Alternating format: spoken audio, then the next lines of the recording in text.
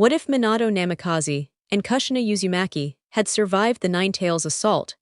How different would Naruto's childhood have been under the care of his parents?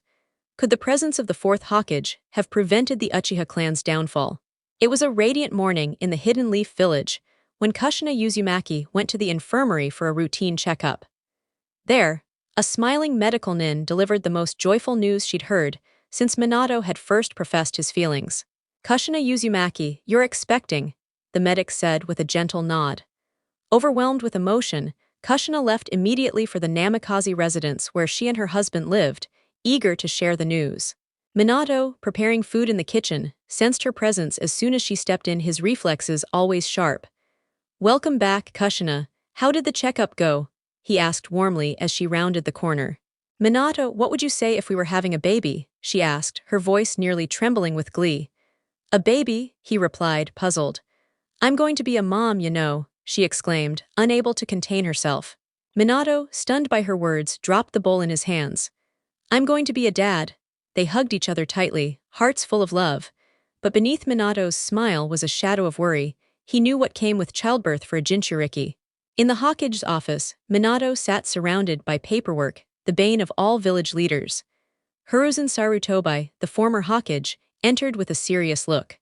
"I'm happy for you both, but you understand what this means, right?" Hiruzen said gravely. Minato set down his pen. "Yes, the seal will be at its most fragile. She must deliver the baby in a concealed and secure place. And the fewer who know, the better," the elder advised. "I understand," Minato nodded. 9 months later, the day came for Kushina to give birth to their child Naruto. Flashback. Jiraiya had recently returned after hearing the news of Kushina's pregnancy. "Jiraiya-sensei, I wasn't expecting you so soon. It's great to see you." Minato beamed, greeting his mentor warmly. "Well, once I heard you were having a kid, I had to return," Jiraiya laughed. "I see you're reading my first novel. I never thought it was anything special. It's full of mistakes and written a bit too simply," he added, scratching his head. "I think it's a great tale, sensei. The protagonist reminds me of you. That determination, it's exactly what I want my son to have. I plan to name him after your character." "You sure?" "I came up with that name on a whim while eating noodles," Jiraiya said sheepishly. "Naruto, I love it," Kushina said, placing a hand over her belly. "Well, I guess that makes me his godfather," Jiraiya grinned. End flashback. "It hurtsya no," Kushina screamed as she went through labor. "Is she okay?" Minato asked in concern. "Stay focused on the seal," Biwako snapped. "This is why men could never handle childbirth." Minato nodded, keeping the seal stable as the Nine Tails thrashed against its confines, sensing the opportunity. Outside, a masked figure infiltrated the hidden location, eliminating the guards in silence. Moments later, Naruto was born, healthy, crying, and wrapped in red. "How do you feel?" Minato asked Kushina softly. "Just tired," she replied weakly. Tears welled up as Biwako handed Naruto to her. "Welcome to the world, Naruto," she whispered. Minato's eyes glistened with pride. He had never felt more fulfilled. Suddenly, the masked intruder appeared and struck Biwako down. "Naruto!" Kushina screamed as the figure seized their son. "Step away from the Jinchuriki, or this child won't live to see his first minute," the masked man said coldly.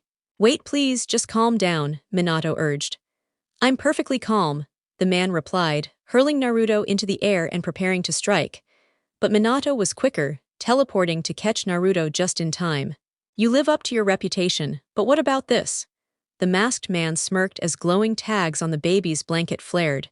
In a blink, Minato teleported away, hurling the blanket aside before it detonated. He reappeared at home with Naruto, placing him safely down. "I'll be right back, Naruto. I'm going to save your mother," he whispered, although his heart was heavy. He had already failed to protect her. By the time Minato returned, Kushina had been attacked and the Nine Tails ripped from her.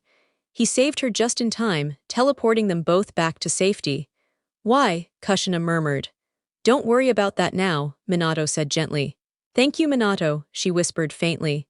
His eyes flickered with grief, then hardened with resolve. Donning his battle attire, he said, "I'll be back in a flash," and vanished. The Nine Tails loomed over the village, preparing to unleash destruction. Minato warped its massive energy bomb away in an instant. Then the masked man appeared, attempting to teleport him. "I'm your opponent. You've already lost," he sneered. Minato escaped into the Forest of Tranquility, where the two would face off. This man evaded elite guards, knew of Kushina's seal weakening, and possesses a Sharingan capable of controlling the Ninetales. Only one name fits, Minato thought. Are you Madara Uchiha? Maybe, maybe not.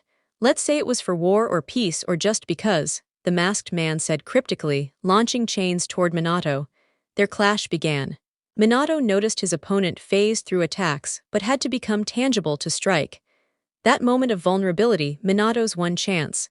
It all comes down to speed, Minato thought, throwing a marked kunai. The masked man let it pass through, thinking he'd won. But Minato teleported behind him, delivering a Rasengan to his back and tagging him with a special seal. Flying Thunder God. Level 2, Minato declared, then placed a sealing formula to sever his connection to the Ninetales. The beast will be mine again. There are many paths to domination, the masked man said before vanishing. Minato had taken both Kushina and Naruto into protective custody, explaining that he intended to make Naruto the next host of the Ninetales. Just as Minato began setting up the sealing ritual, the third Hokage intervened, knocking Minato out and dividing the Ninetales' power. Half sealed into Naruto, and the other half into Minato. The Hokage believed that together, they could master it and become an unbeatable duo in the shinobi world. I know what you're going to say, Kushina, but I've lived a long life. This is the last responsibility I'll carry as Hokage. I'm doing this willingly, and no amount of pleading will change that. Take care of Naruto for me. I can already feel he'll grow to be something incredible, both as a ninja and as a person. I'll meet you all in the afterlife. With a peaceful smile, Hiruzen activated the seal. Seal! And with that, the third Hokage passed on. Minato's eyes fluttered open slowly, unused to the light. Where am I? What's going on? Is this the next life? Did I die? He muttered. As his vision sharpened, he saw the person he cherished most and he smiled. Minato, you're awake, thank goodness. I was so scared, Kushina cried, tears forming. How long was I unconscious? He asked groggily, trying to sit up but visibly struggling. It's been 4 days. The village has been in disarray, what with you being out cold and the death of Lord Hiruzen, she said softly, her voice tinged with sorrow for the Hokage sacrifice. So, it wasn't just a dream, Minato said grimly, recalling the moment Hiruzen readied the Reaper death seal before he blacked out. Now's not the time to mope, kid, came a familiar voice from behind Kushina. Master Jiraiya, aren't you grieving for the Hokage? Minato asked, guilt evident in his expression. Of course I'm mourning, Jiraiya replied solemnly. But this was his choice, his final act as our leader. I'll miss the old man, sure, but I have no regrets. Kushina, do you remember what he said to you before he passed? Flashback, moments before Hiruzen initiated the sealing ritual. I know what you're going to say, Kushina, but I've lived long enough. This is my final act as Hokage.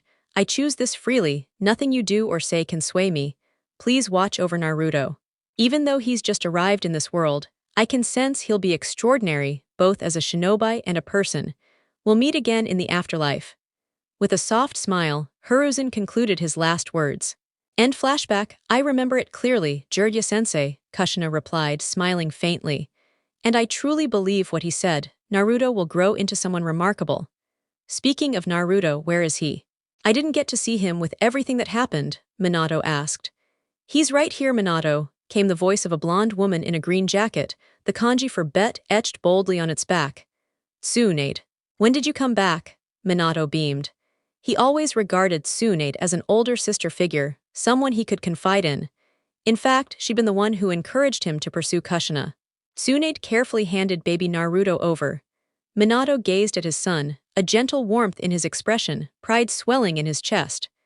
Naruto, he said softly, then his eyes hardened with resolve. I promise I'll protect you and Kushina. I'll raise you to surpass every shinobi before you. I will honor Hiruzen's last wish, he vowed silently. Everyone in the room could sense his determination. So Minato, how are you going to deal with the elephant in the room? Jiraiya asked, breaking the silence.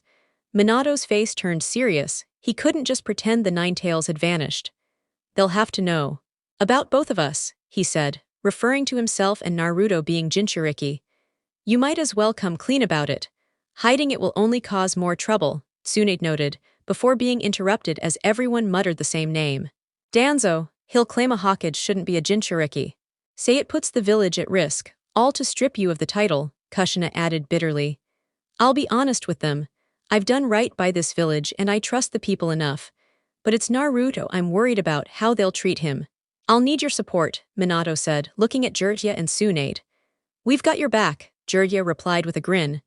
Then let's move, Minato said, attempting to rise, only to be overwhelmed by a jolt of pain.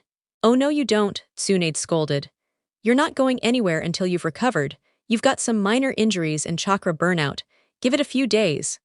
Minato sighed, knowing hospital stays always felt eternal. Not that he had much first-hand experience, he rarely got hurt, but he'd heard stories. A few days later, Minato exited the council chambers, visibly furious.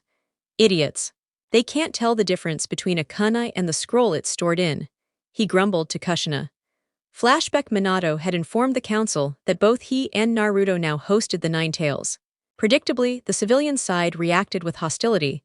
Some even demanded Naruto be executed.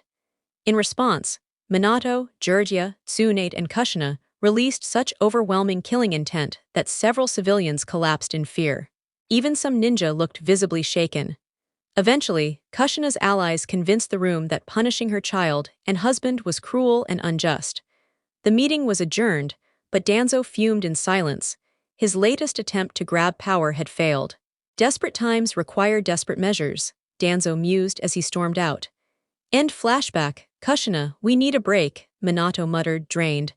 I know a quiet little inn outside the village. Let's take Naruto too, she offered, smiling. Perfect. I'll leave Tsunade in charge. We'll only be gone a few days, Minato said, visibly relieved. Kushina tucked Naruto into the new crib she'd bought while Minato was unconscious. Sleep well, little one, she whispered, placing a gentle kiss on his forehead. Good night, Naruto, Minato said, switching off the lights and crawling into bed beside his wife. We've got a long road ahead, Kushina murmured. I know, Minato replied with a calm smile. But I'm looking forward to every step, as long as we're together as a family.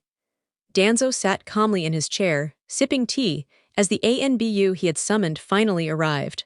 You summon me, Danzo-sama? The ANBU asked in a flat, formal tone. Yes, Danzo replied in a low voice, his eyes narrowing. I've come up with a strategy to claim the control this village needs. For that, I want you to monitor Shisui and the Uchiha clan closely. He spoke barely above a whisper, his instincts telling him they weren't alone. The ANBU vanished silently using the body flicker technique. This won't be quick, but the Uchiha are a threat to my ambitions. They will have to be removed, Danzo thought grimly. Finally, the trip I've been talking about for months is happening.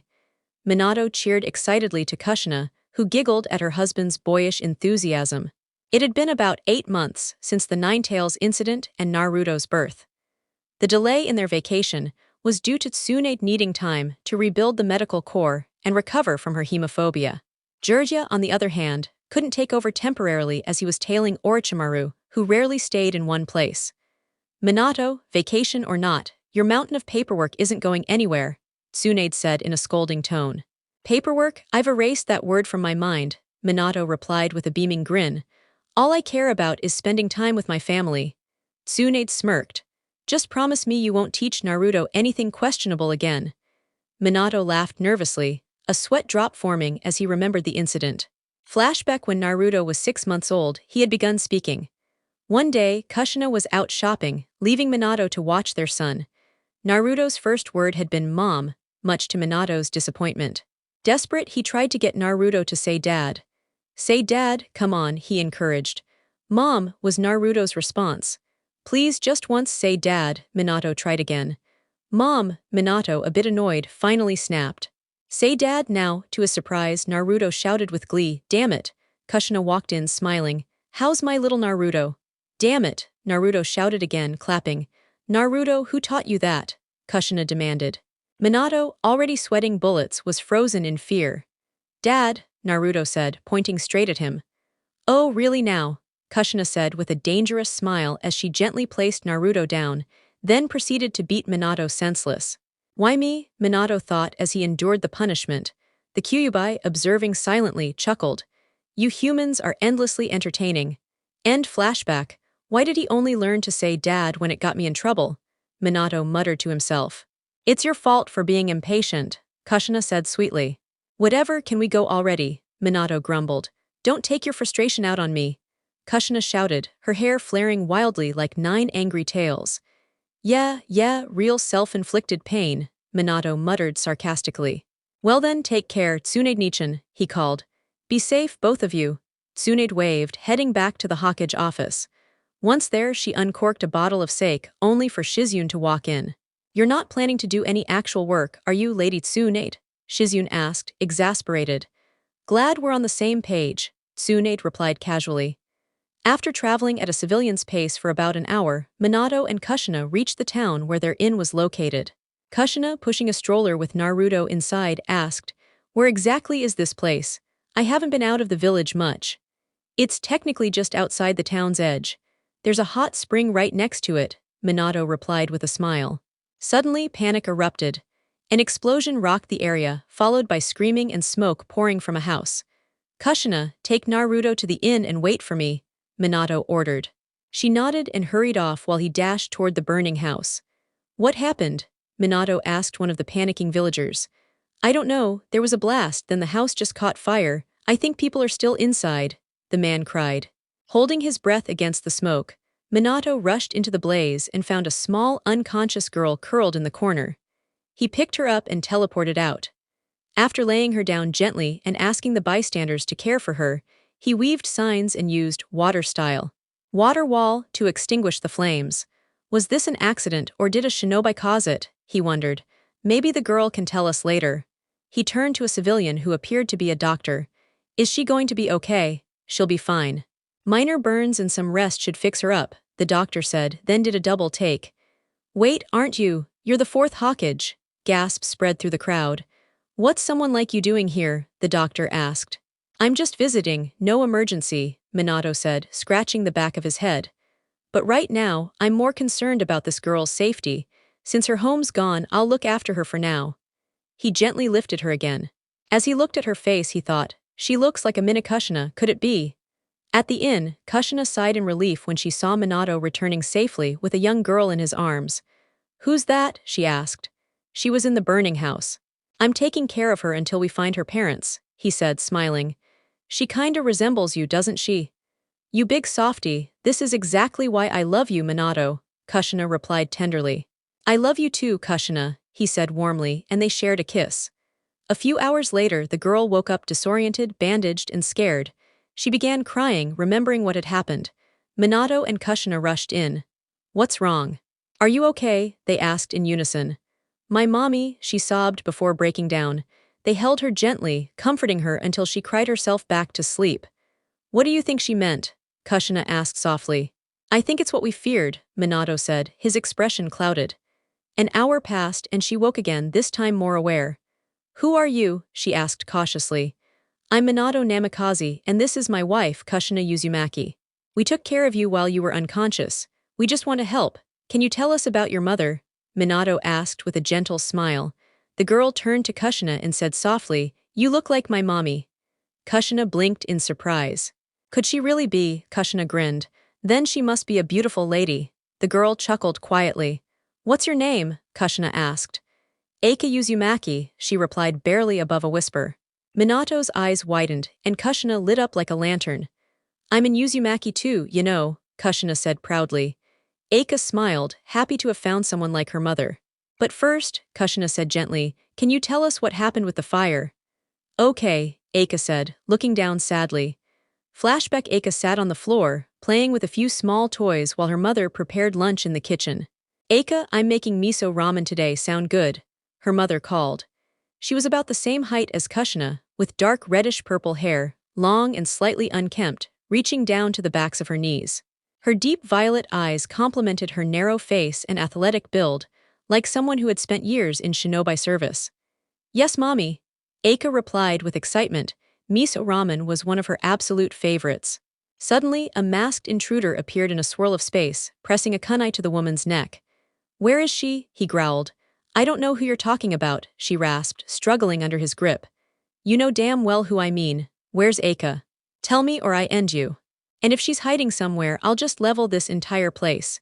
His voice was cold and merciless. I'll never give her up, the woman shouted. Pity, the man muttered before releasing her and stepping back. Forming hand signs rapidly, he unleashed, fire style, great fireball technique. Flames erupted, engulfing the home in an inferno. "Mommy!" Eika screamed, desperately searching through the smoke. A large beam collapsed toward her, but her mother shoved her out of harm's way, taking the impact herself. Eika looked up to see her mother pinned and unmoving, and the cloaked figure vanishing into the shadows. Just before everything went dark, she heard her mother's last whisper, "Eika, I'll always love you." And then silence. End flashback. That's the last thing I can recall. "Now I don't have anywhere left to go," Eika said quietly, eyes brimming with tears. "That masked bastard again. He's always targeting families. If I cross paths with him again, he won't escape," Minato said angrily, feeling a familiar ache. Then he smiled gently. "But don't worry, Eika, you're more than welcome to stay with us. We'd be glad to have you." "Yeah, no way I'd turn away someone from my clan like that, you know," Kushina added with enthusiasm. "Are you sure? I wouldn't want to be a burden," Eika whispered. "Don't be silly. You could never be a burden. We'll help you become a ninja too, so you can protect what matters with your own hands," Kushina said, beaming. Eika's face brightened as she hugged them tightly. "Thank you, Kushina-san, Minato-san." They each ruffled her hair with a smile. "You're welcome, Eika," Minato said warmly. "From this day on, we're your family. We'll always be by your side, no matter what," Kushina added proudly. "I think Naruto will be really happy to meet you," Minato said. Ruto, who's that?" Eika asked curiously. Kushina chuckled. "Our son, your little brother now. Let's introduce you." They led her into their room at the inn, where Naruto was already awake. Upon seeing Eika, Naruto's face lit up with joy. Kushina picked him up and handed him to Eika. He tugged her hair, something he did only with people he liked. "See, I told you he'd adore you," Kushina said cheerfully. "If I become a ninja like you said, can I protect him too?" Eika asked softly, already feeling a bond. "Of course you can. That's exactly what being a shinobi is about.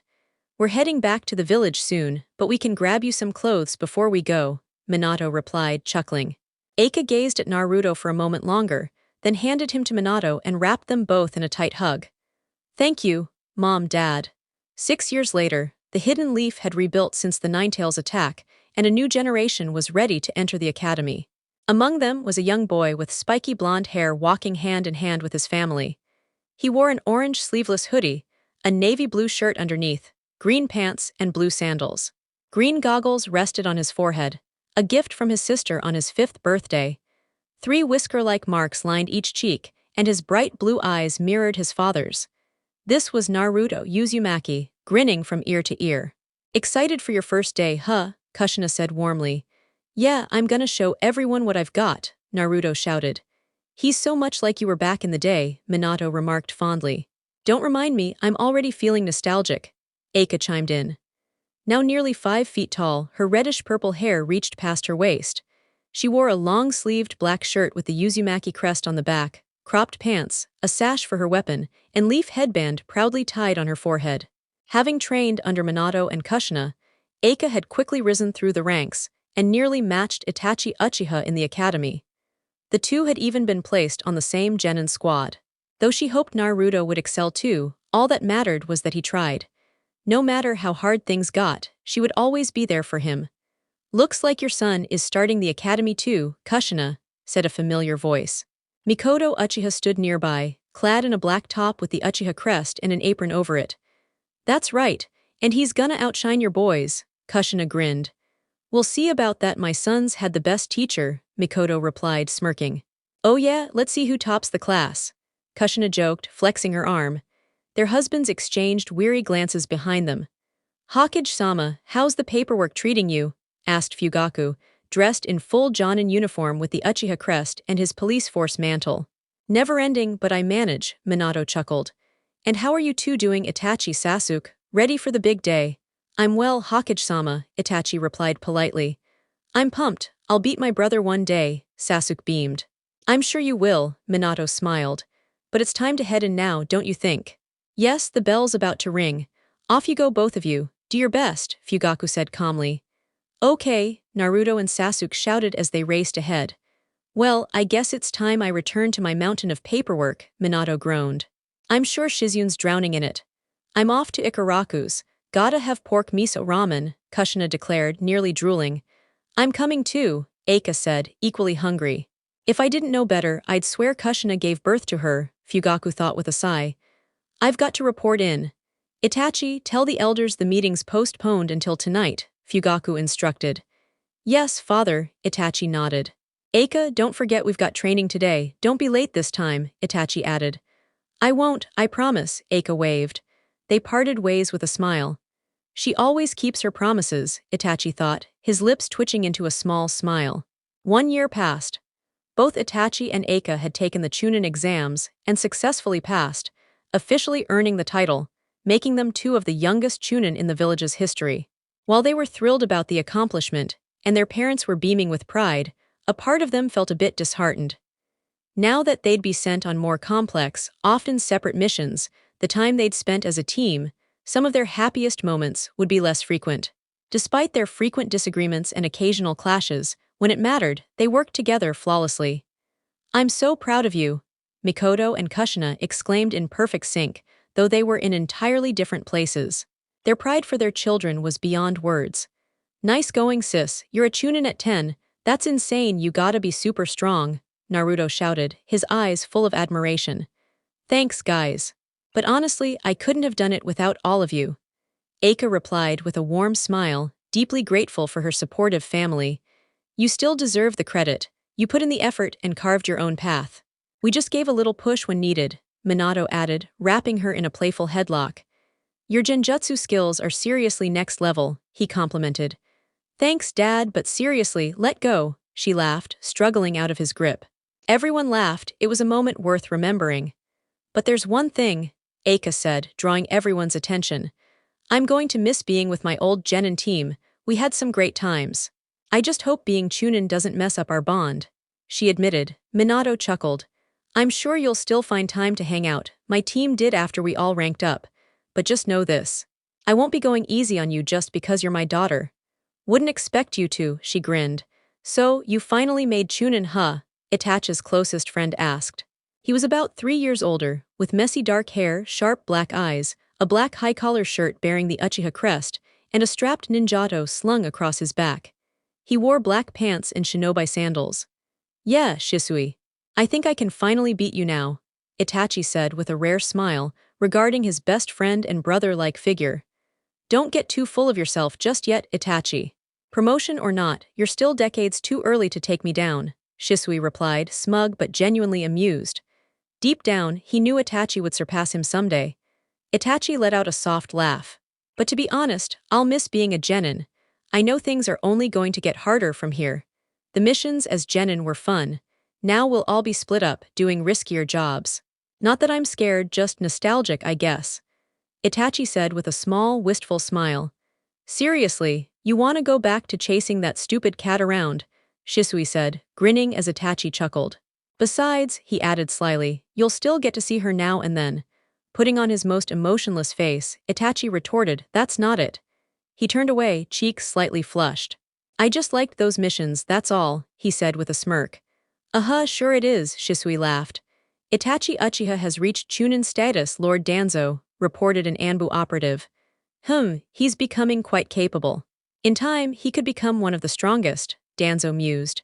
He's loyal, one of the few in his clan I believe would side with the village if conflict arose. He paused.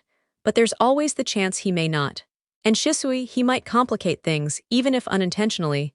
Still, my plans won't be hindered. Keep observing them. Inform me the moment something noteworthy occurs.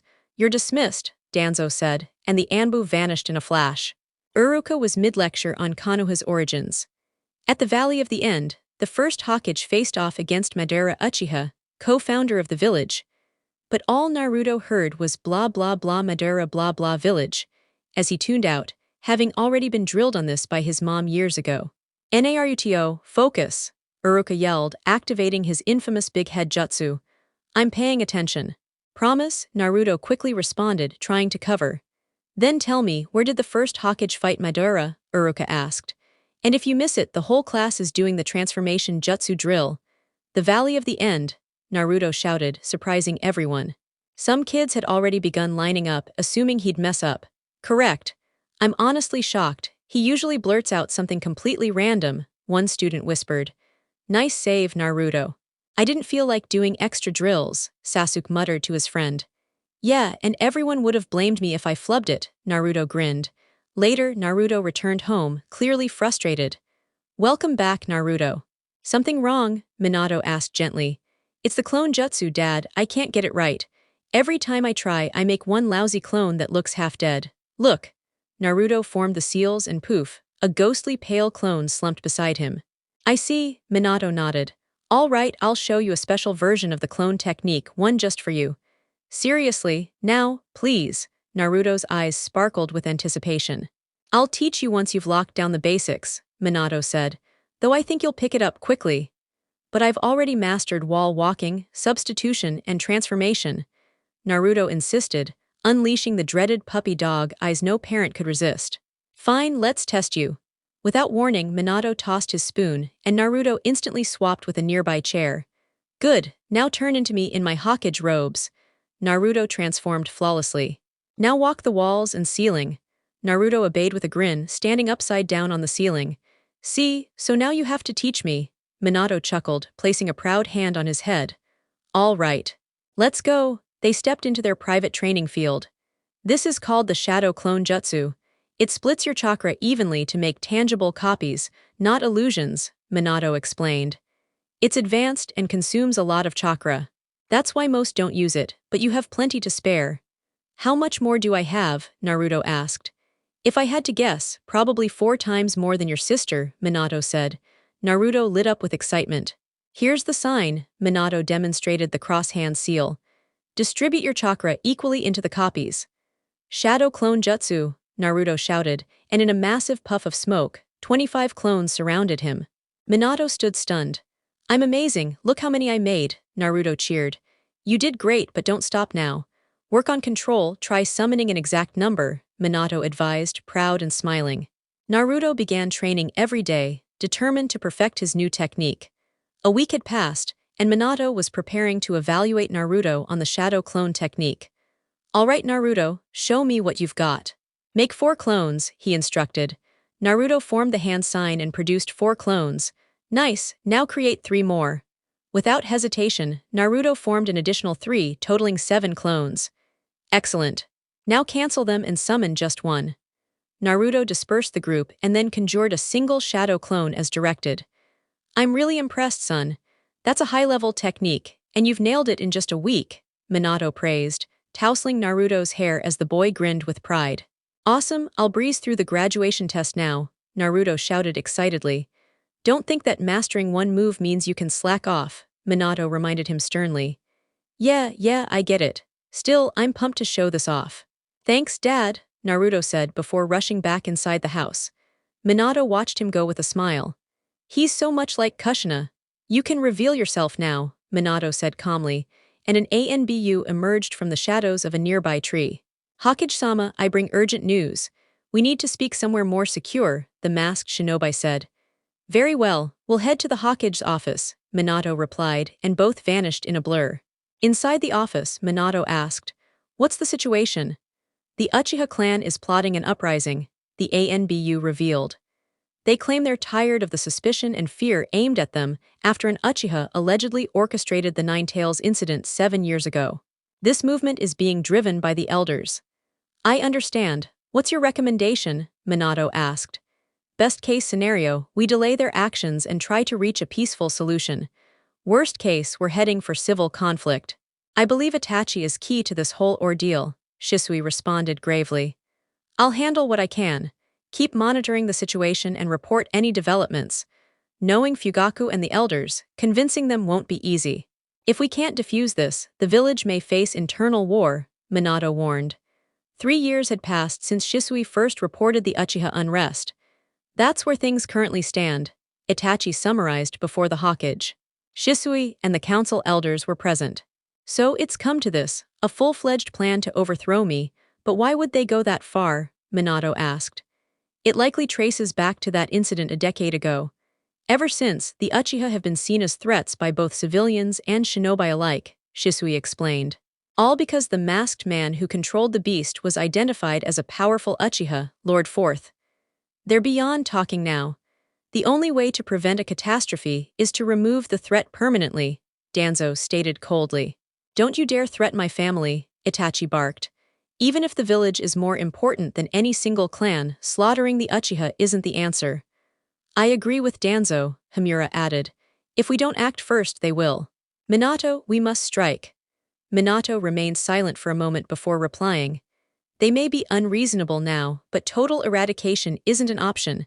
I may have an alternative. Itachi, Shisui, give me a list of everyone involved, particularly the leadership. Itachi nodded and listed names, including his own father. So Mikoto isn't involved? Minato asked. No. She's tried several times to dissuade my father, but he refuses to listen. It's like he's someone else entirely, Itachi replied with sorrow. If we take out the ringleaders, the rest might fall in line. But it won't be easy, Minato said, casting a glance at Itachi. You mean the elders and my father, Itachi said knowingly. I could use Kato Matsukami to sway their minds, but they're aware of my abilities. To succeed, I'd have to affect all of them simultaneously, and making eye contact won't be easy, Shisui warned, activating his Mangekyo Sharingan. They likely have safeguards in place. Still, if there's even a slim chance, we'll take it. You need to act fast. If the situation deteriorates before then, you know what must be done. Understood, Minato said firmly. Yes, Hokage-sama, both answered before vanishing. You can't seriously believe this will work, Danzo scoffed. Even if the genjutsu succeeds, there's no guarantee the effect will hold. We must prioritize the village's safety. They're more than capable, and I'll put my faith in them, Minato replied sternly. I won't condemn an entire clan on suspicion alone. The will of fire burns brighter in them than it ever has in you. Danzo left without another word. If that's the case, I'll take matters into my own hands. At the Uchiha training grounds, Mikoto sat by the lake where her sons used to practice. Lost in thought, she eventually decided to turn in for the night. As she neared her home, an ANBU dropped down. Danzo requests your presence immediately. It's of the utmost importance. What could he want now? She asked. I wasn't informed beyond the order, the ANBU answered. Coming from Danzo, it's likely not good, she muttered. Good evening, Mikoto Uchiha. I apologize for summoning you so suddenly, Danzo said smoothly. The pleasure is mine, Danzo-san, she replied, her tone guarded. As you know, the village enjoys a fragile peace, but for that peace to last, a certain threat must be eliminated. While I respect the fourth, his softness prevents him from taking necessary actions.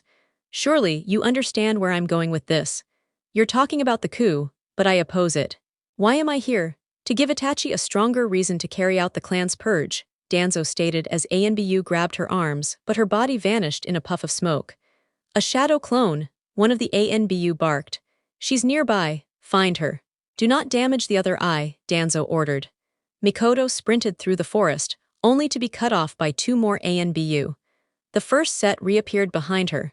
Despite being retired from active duty, Mikoto was no easy target. She dodged and countered gracefully before jumping back and weaving signs. Fire style, dragon flame technique, she roared, unleashing a stream of searing flame that consumed several attackers. Danzo materialized behind her and lunged with a kunai. She sensed the danger and evaded the strike, but it was a decoy. The real Danzo appeared in front of her, delivering a brutal blow to her stomach and snatching her left eye.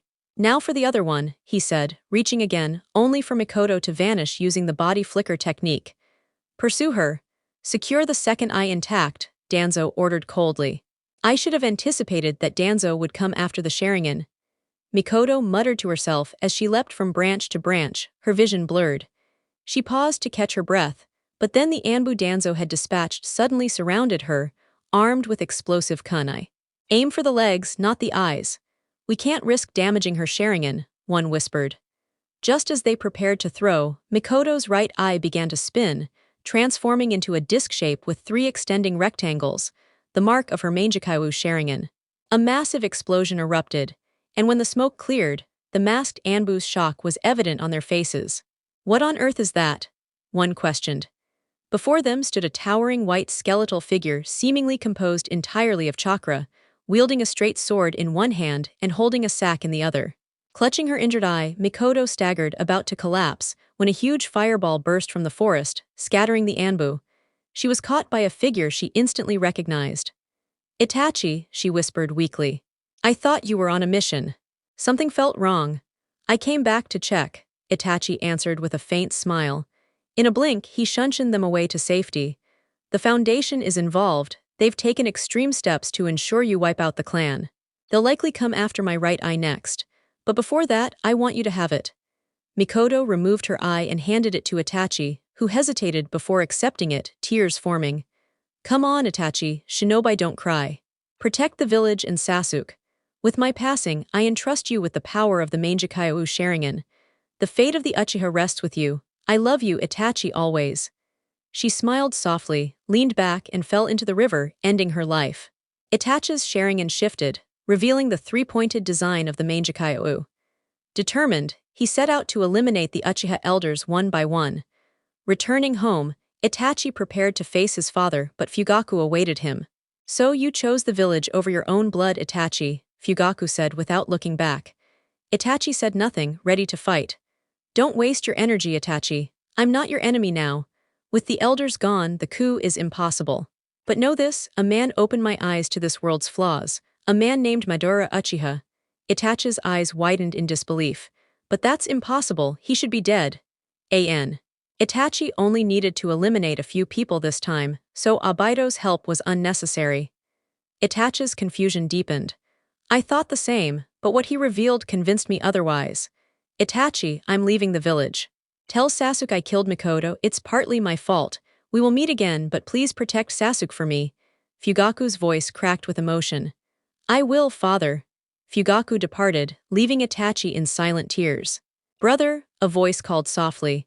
Lost in sorrow, Itachi didn't notice Sasuke behind him. He wiped his tears and turned to see his younger brother, eyes wet, his Sharingan partially awakened. Will I ever see father again? Sasuke asked quietly. Itachi said nothing, simply pulling Sasuke into a tight embrace. After a moment, he spoke. Sasuke, find people to care for, get stronger so you can protect them. And no matter what, never forget your friends. Sasuke nodded, understanding. So it's done. How did it come to this? Minato spoke with regret. Hokage-sama, my father said he had a partner in the coup, a man named Madara Uchiha, Itachi explained, watching Minato's eyes widen at the mention of the Leaf's co-founder. The man I faced 10 years ago during the Nine-Tails attack also claimed to be Madara Uchiha. Given his power, it's believable he could have extended his life, Minato reflected.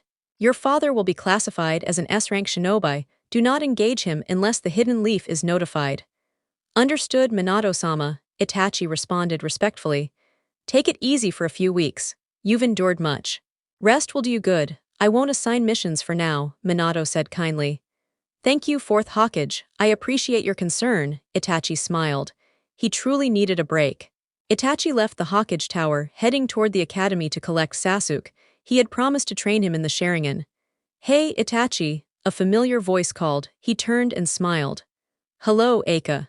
How have you been? He asked his close friend. You first. I heard what happened last night. You've been through so much. How are you holding up?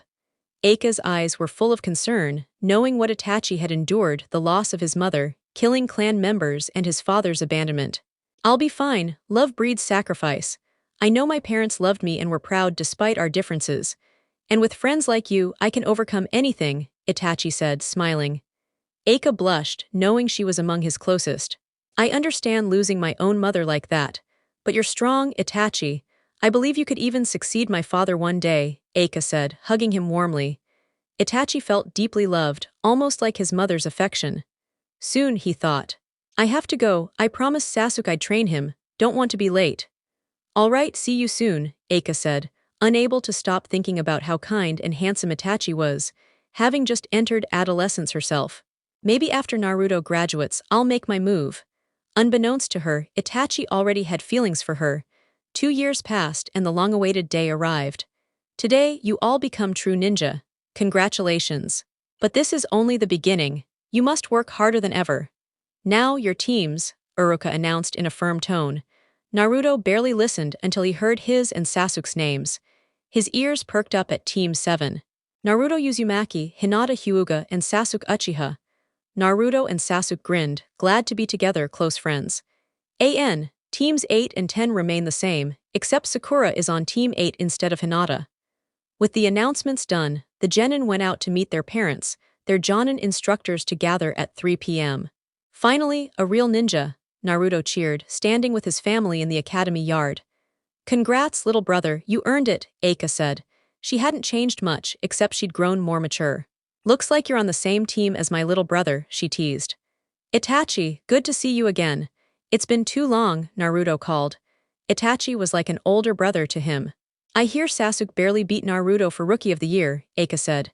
Looks like the Uchihas win again, Itachi said, pride swelling. Oh, shut up, Eika laughed, punching his arm. He just chuckled. It's good to be together again. She kissed his cheek, and Itachi blushed. Once all were present, Minato addressed the crowd. Congratulations on graduating the Shinobi Academy, you are now full-fledged ninja. I know you'll bear the name of Konoha Shinobi with pride and edge closer to your dreams. But be warned, the road ahead will be tougher. Train hard, grow stronger, and be ready for any challenge. The will of fire burns in you all, I see it. I'm proud to serve as your Hokage. Now go celebrate with your families, you've earned it.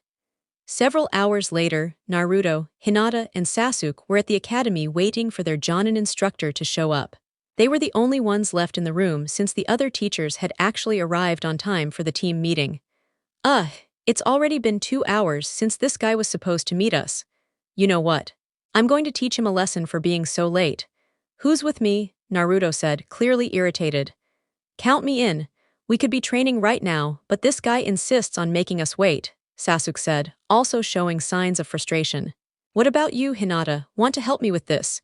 Naruto asked the shy girl.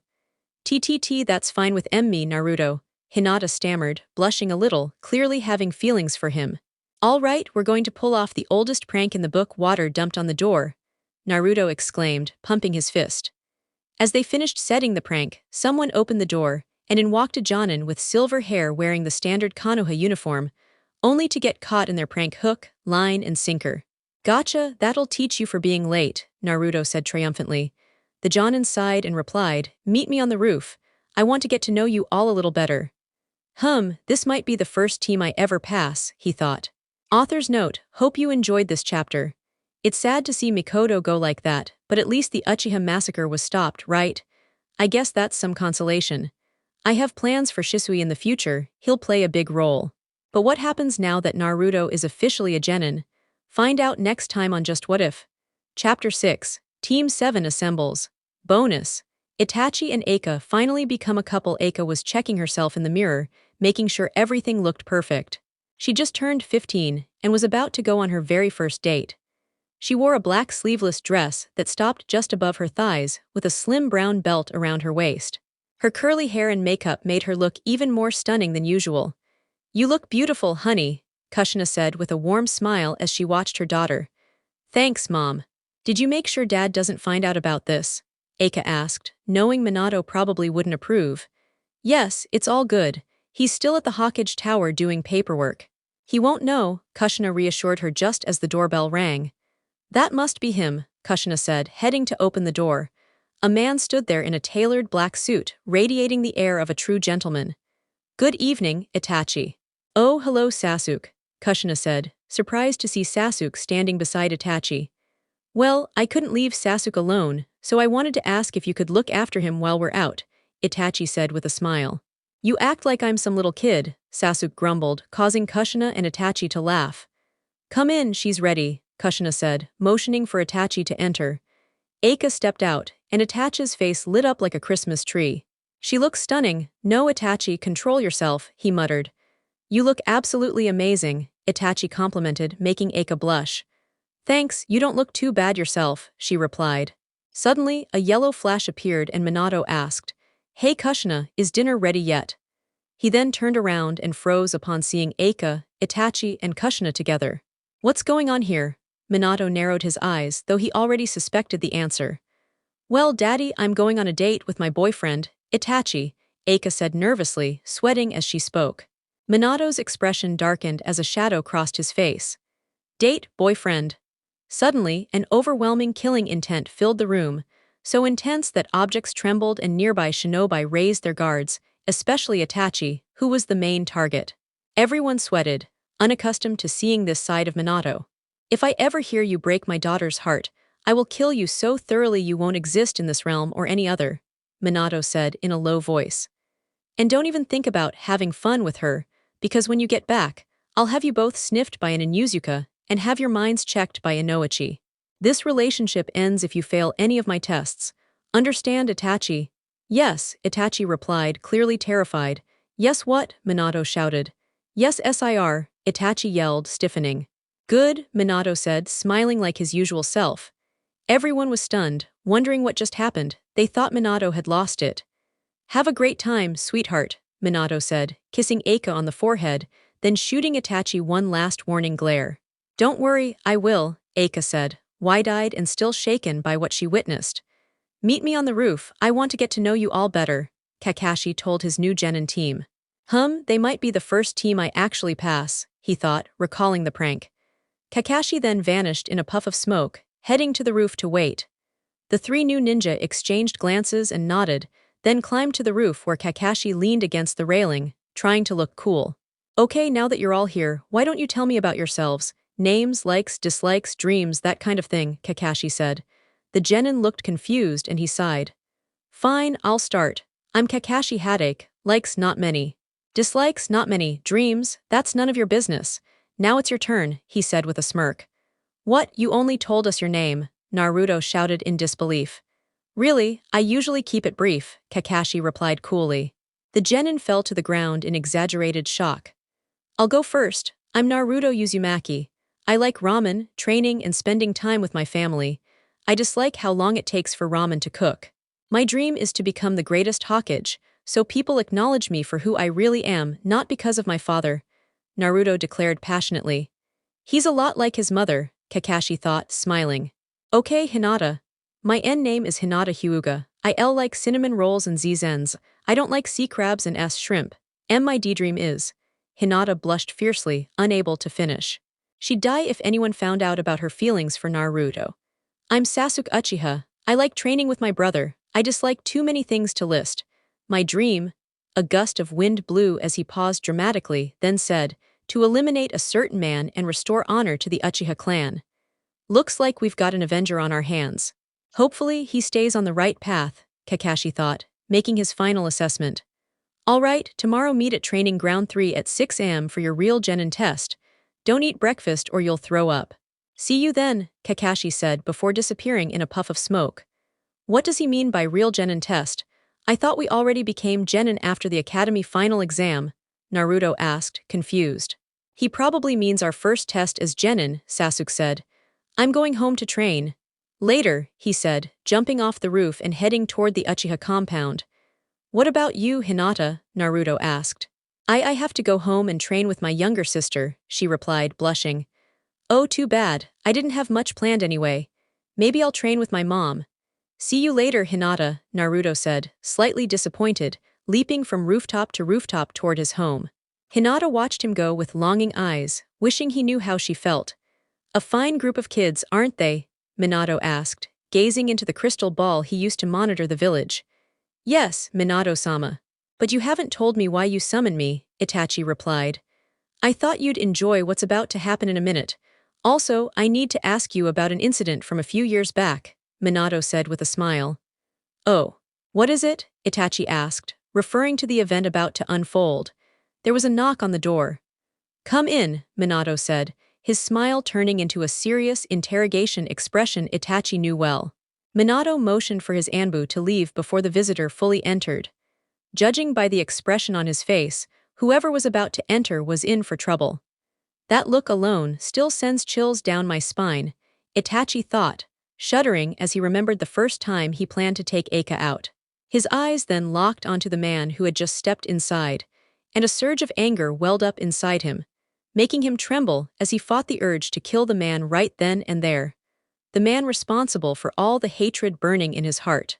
Danzo, Minato said sharply, fixing the man with a glare. You called me Hokage-sama, Danzo replied coldly. I've learned you haven't ceased your root operations despite multiple warnings from me and the third Hokage. Given your involvement in the incident surrounding Mikoto Uchiha's death years ago, you've been under close watch. I know your aim is to grasp power by any means to protect the village. While your intent to safeguard the village is somewhat commendable, The ends do not always justify the methods, Minato explained, maintaining his steely gaze. Danzo then asked, "Then why summon me, Hokage-sama?" His voice carried a hint of unease, though he masked it well. "I know your ambition, Danzo. You want the title of Hokage so you can rule with an iron fist. If you truly desire that position, you'll have to go through me first," Minato declared. Suddenly, moving faster than the eye could track, Minato appeared beside Danzo, who was visibly shaken. Leaning close, Minato whispered into his ear, "You want to be Hokage? Then prove it." Danzo's mind raced, but his face remained calm. Itachi whistled in appreciation at Minato's speed. "The yellow flash isn't a nickname for nothing." "No need for that, Minato-sama," Danzo replied in his usual measured tone. "Good. But if you persist with Root or any other covert plots, you'll be charged with treason and eliminated without hesitation." "Is that clear?" Minato's words dripped with lethal intent. "Understood," Danzo said. "Dismissed," Minato said, holding Danzo's gaze until he exited. Turning to Itachi with a more neutral expression, he asked, "So, Itachi, did you enjoy that?" "At least the killing intent wasn't aimed at me this time," Itachi responded with a faint smile. Minato chuckled. "I have to ask, Itachi, why do you think Danzo targeted Mikoto? I need to prepare for any possible betrayal." Itachi paused before answering. "He likely coveted the Mangekyo Sharingan's power, specifically my mother's." "The Mangekyo Sharingan. I've heard of it, but why your mother's?" "Let me explain. The Mangekyo Sharingan isn't an ordinary eye. It's an advanced form of the Sharingan granting its bearer extraordinary abilities. There's Amaterasu, which summons black flames that burn the target. Tsukiyomi is a genjutsu causing what feels like 72 hours of torment in mere seconds. Then there's Susanoo, a deity formed from chakra offering unmatched offense and defense. As for my mother's Mangekyo, rumors say it's part of a pair that controls space. Her eyes were the counterpart with control over time," Itachi explained, letting the revelation sink in as Minato's eyes widened. "Control time? How is that even possible?" Minato asked. "Like all jutsu, it has its risks and limits. My mother's eyes are unique. Her left eye could reverse time for anything it looked at, up to 5 minutes, but it can't reverse the same event twice. That's the eye Danzo stole from her. The right eye, entrusted to me, can speed up or slow down time by 5 seconds, but it can only be used once every 5 minutes, which isn't very practical in battle. What Danzo intends with that eye, I cannot say," Itachi concluded. "That's a formidable power, no telling what Danzo is planning. Regardless, if he makes any suspicious moves, the ANBU will alert me. If he ever betrays us, I'll handle it personally," Minato said firmly. "No, Minato-sama, this is personal. I will take care of it," Itachi said, his Sharingan igniting. The next morning, Team 7 waited at Training Ground 3 for Kakashi. Unfortunately for them, Kakashi had an annoying habit of being excessively late. Why is he so damn late? He tells us to be here early, yet he never shows up on time. This is the second time we've waited over 2 hours. But my dad says he's one of the strongest ninja in the village," Naruto grumbled, frustrated by their new sensei's poor punctuality. "Calm down, Naruto, complaining won't make him arrive any faster, we just have to wait," Sasuke said coolly. "Oh, shut up, team, I'm just tired of his tardiness," Naruto snapped. "Maybe there's a good reason he's late," Hinata suggested softly. Just then Kakashi appeared in a puff of smoke. "You're late," the 3 genin shouted, pointing accusingly. Kakashi's sweat dropped, embarrassed by their scolding. "Sorry, guys. I was on my way when a black cat crossed my path, so I had to take a detour," he said lamely. "Anyway, let's start. Your mission is simple," Kakashi said, pulling out 2 small silver bells tied to red strings. "You just need to take these bells from me. If you can't get one by noon, you'll skip lunch. Fail, and you'll be tied to that tree while watching me eat." "But sensei, there are only 2 bells. What if one of us doesn't get one?" Hinata asked. "Good observation. That means one of you will fail and have to return to the academy," Kakashi said coldly. "Damn, it doesn't even matter if we get the bells or not. Someone's going to fail, and we might even turn against each other," Sasuke thought warily, imagining Naruto or Hinata attacking him for a bell. "Begin," Kakashi called, as all the genin hid except one. "You're a bit odd compared to the others," Kakashi said, sweat dropping as he saw Naruto standing openly. "I'm going to grab one of those bells and beat you," Naruto shouted, charging and swinging a punch. Kakashi calmly blocked with his Make-Out series book without looking. Naruto tried a kick, but Kakashi ducked. Anticipating that, Naruto swung a hammer fist only for Kakashi to vanish. "What the?" Naruto muttered.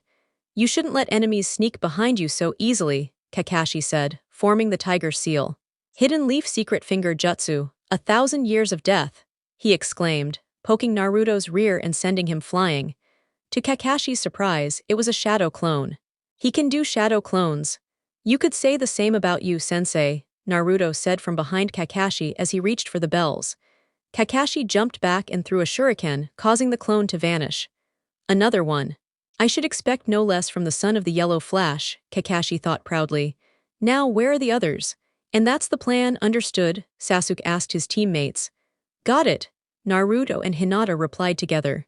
Suddenly, Kakashi noticed Hinata leap out from the bushes, throwing 2 kunai his way. Kakashi swiftly dodged and immediately engaged her in close combat. For a brief moment, Hinata held her ground until Sasuke joined in, launching kunai at Kakashi. Kakashi quickly jumped back and sideways as Sasuke and Hinata threw more kunai simultaneously. When he landed, Sasuke was already forming hand signs for a fire jutsu. "He's only a genin. He shouldn't be able to do that." "Fire style, fireball jutsu," Sasuke shouted, releasing a massive fireball towards Kakashi. Just as Kakashi prepared to evade, a pair of hands burst from the ground, trapping him. Kakashi was engulfed in flames, but then it was revealed to be a simple substitution technique. "Phew, that almost caught me. That was a clever strategy." "There really?" Kakashi's thought was interrupted as ninja wire bound him, and 10 Narutos leapt towards him trying to snatch the bells. One of them transformed into Hinata, aiming a gentle fist strike to immobilize him. However, Kakashi managed to break free, grabbed Hinata in a chokehold, and pressed a kunai against her neck. The Narutos immediately stopped attacking, sweating nervously. "Don't move or she dies. She's only a genin after all," Kakashi warned, threatening harm. "Wait, if we surrender, will you let her go?" Sasuke bargained. "Fine by me. Drop your weapons and dispel the clones," Kakashi ordered, and they complied. As promised, he released Hinata. "Damn, we almost had him," Naruto grumbled, punching the ground in frustration. "We just need to be better next time," Sasuke added. "Why yeah, we did our best," Hinata said quietly. "So we failed, huh? Are we all going back to the academy?" Sasuke asked. "No, that was excellent teamwork. And when faced with the choice between finishing the mission or saving your teammate, you chose to save her, even if it meant failing the mission, which is every shinobi's top priority. In this world, those who break the rules are seen as scum, but those who abandon their comrades are even lower," Kakashi explained to the young genin. "You all pass," he smiled. "Team 7 officially begins their missions tomorrow. Now come on, ramen's on me, you've earned it." At the mention of his favorite food, Naruto's eyes sparkled like coins. "Yahoo! Missions and ramen on Kakashi-sensei. How could today get any better?" Naruto cheered. Sasuke just shook his head, while Hinata smiled. "There's something special about these three, coming up with such a brilliant plan to capture me so quickly in their very first team combat. I should expect nothing less from the Hyuga heir, the Uchiha prodigy, and the son of the Yellow Flash." "So you passed Kakashi's test, huh, Naruto?" Minato smiled at his son, now a full-fledged ninja. "Yeah. Sasuke, Hinata, and I came up with a great plan to catch him. Even though it didn't work, he still passed us because we chose to save a teammate rather than finish the mission," Naruto replied happily. "Oh. Well then, Naruto, since you're officially a ninja now, I'm going to teach you one of my strongest techniques." "You get to choose which one," Minato said, noticing the excitement on his son's face, the happiest he had ever seen him. "What are my options, Dad?" Naruto exclaimed, barely able to contain his excitement. Minato chuckled and said, "Huraishin or Rasengan?" "Huraishin or Rasengan," Naruto repeated, curious. "What kind of techniques are those?" After walking a few minutes, they passed 2 puddles. Kakashi immediately grew alert. When they stepped past, the puddles transformed into 2 hidden mist ninja who attacked Kakashi, slicing him in 2. "Kakashii-sensei," Naruto shouted, horrified at Kakashi's fate. "Now that Kakashi is out of the way, we just need to deal with the bridge builder," one of the demon brothers snarled, charging at Tazuna. Sasuke threw a shuriken and kunai, catching the attacker's chain and pinning him to a tree. The other demon brother moved toward Tazuna, but Naruto stood in front of him and created 10 shadow clones. The brother destroyed a few, but 10-1 was a losing battle for him despite his rank. Naruto touched the man's shoulder, marking him with his Hurricane symbol. As the demon began hand signs for a jutsu, Naruto swiftly appeared behind him, knife pressed to his neck. "Don't move, or I'll kill you," Naruto warned, as the clones tied the man up with ninja wire. The brothers growled in frustration at being defeated by a handful of genin. "Excellent work, all of you. Sasuke, your shuriken and kunai were on point. Naruto, your speed and use of shadow clones were impressive. Hinata, even without fighting, you protected the bridge builder well. I'm proud of you," Kakashi said with a smile, his one eye visible. However, these were Chunin-level ninja demon brothers from the hidden mist. "I didn't intervene to see their target. They attacked the bridge builder, not me. This mission is at least B rank. These genin aren't experienced enough for that level, regardless of skill. We'll head back unless you tell us the full truth," Kakashi explained. Tazuna sighed before speaking. "The man after me casts a long, deadly shadow, a man named Gato." Kakashi's eye widened. "Gato, the millionaire controlling the seaports. Why would he want you dead?" "He wants me gone because the bridge we're building will end his monopoly. Once it's finished, he can't control our village anymore. We're poor and could only afford a C-rank mission. That's why I lied. But if I die now, the bridge won't be completed, and people will keep suffering," Tazuna said sadly. The genin looked somber. "Now that you've told us everything, we can't turn back. Besides, Naruto would never forgive me," Kakashi assured with a smile. "But those were Chunin-level ninja. Once they hear they lost, stronger enemies will come. Be ready, the real fight is just beginning." AN. Hope you all enjoyed this chapter. Naruto learns Hurricane, yay.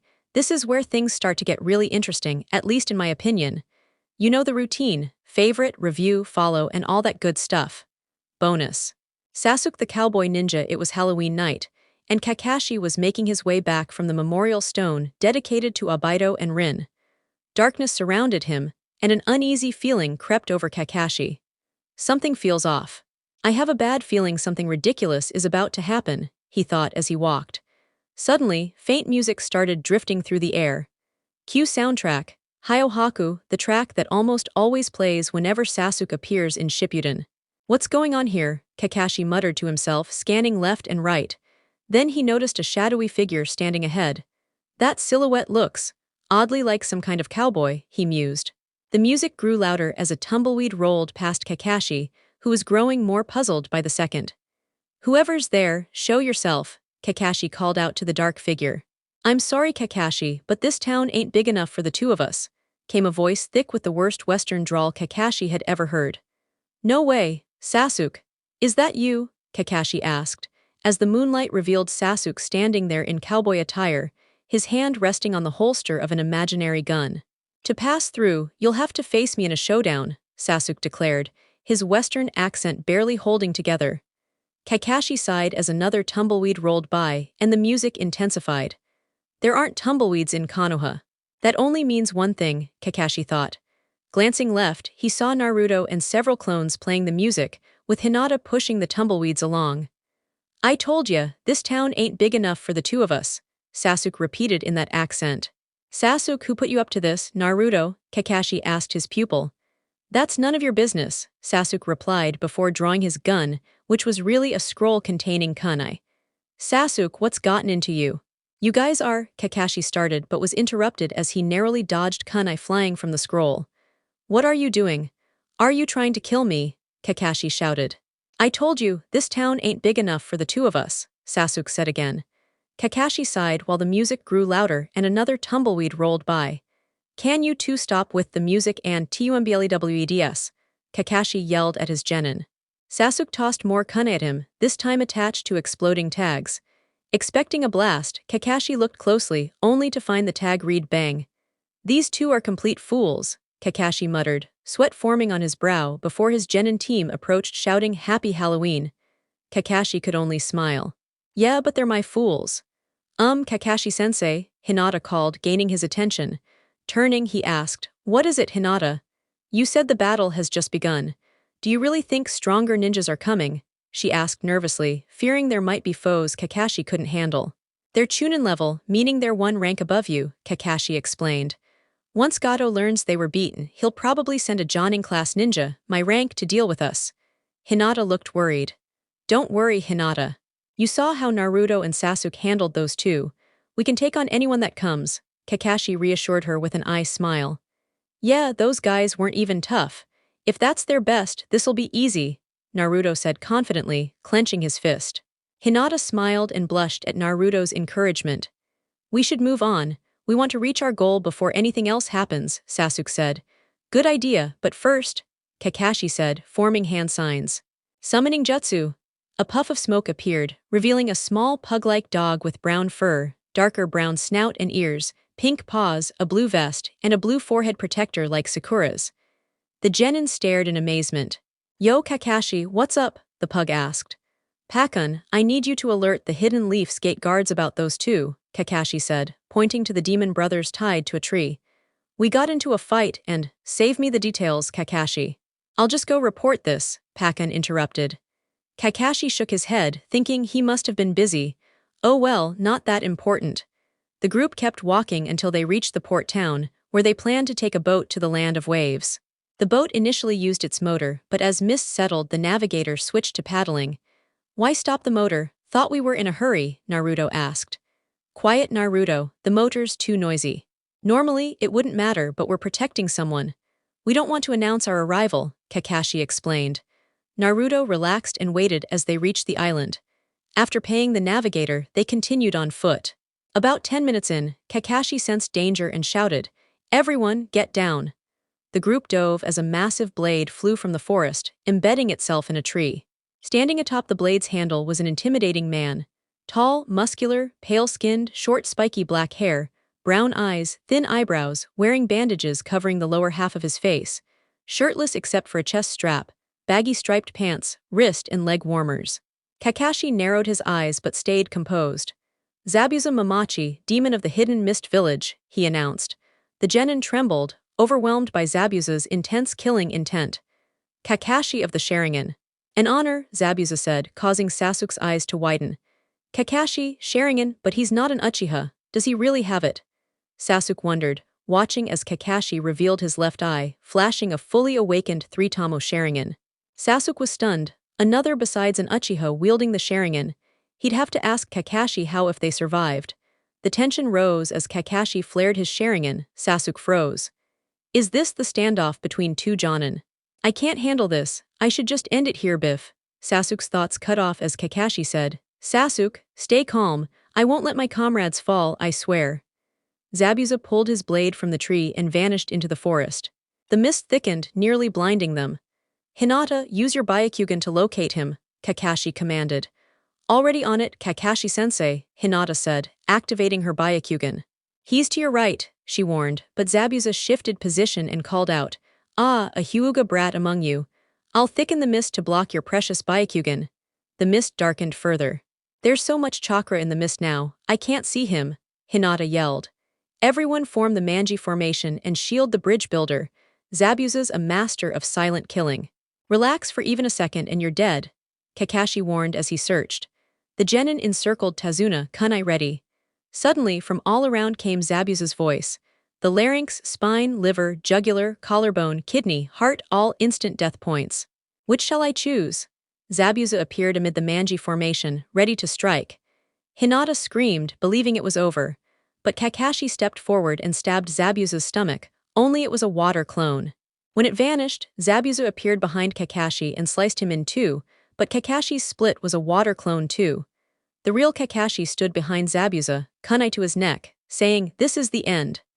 Naruto, Sasuke, and Hinata watched in awe. Wow, Naruto breathed out as he watched his mentor in action. What a show-off, Sasuke thought quietly. He's managed to replicate my water clone jutsu even through this thick mist. But when exactly did he learn it? Zabuza mused silently. You distracted me with a water clone while your real self tracked my moves, Zabuza pointed out. But did you really think I'd be that predictable? He added, just as the clone Kakashi had held dissolved into water and the real Zabuza swung his sword. Though Kakashi dodged the first strike, Zabuza used the momentum to kick him into the water. He pressed his attack, but then noticed Kakashi's Makabishi spikes on the ground. Heh, those aren't enough to stop me, Kakashi, Zabuza said, leaping over the spikes, diving into the water, and swiftly weaving hand seals aimed at Kakashi. Now you're trapped water style. Water prison jutsu, Zabuza declared, encasing Kakashi in a sphere of heavy water. As for the kids and the bridge builder, I'll deal with you later. Water clone jutsu, Zabuza called as a new water clone sprang forth and moved toward the four he'd mentioned. Naruto, Sasuke, Hinata, take the bridge builder and get as far away as you can. His clones can only stay so far from his main body. Don't worry about me, we have to finish this mission. Kakashi instructed his students. You think wearing a forehead protector alone makes you a ninja? A real ninja has survived countless life-or-death battles. Until your name's in my bingo book, I won't acknowledge you as such. Zabuza told the three genin, activating his hidden mist jutsu. Where'd he go? Naruto frantically scanned, then suddenly was kicked in the head, losing his headband. Naruto, Sasuke and Hinata shouted in alarm. We need to save Kakashi-sensei, that's our only chance right now. I have to do something, Sasuke thought, rushing Zabuza and throwing 4 shuriken. Zabuza casually deflected them with his sword. Sasuke leapt above him, aiming a hammer strike. Heh, too easy, Zabuza said, grabbing Sasuke by the neck and tossing him back. Sasuke, Naruto and Hinata cried in unison. Zabuza stomped on Naruto's fallen headband. You don't deserve to be ninja if that's all you can do.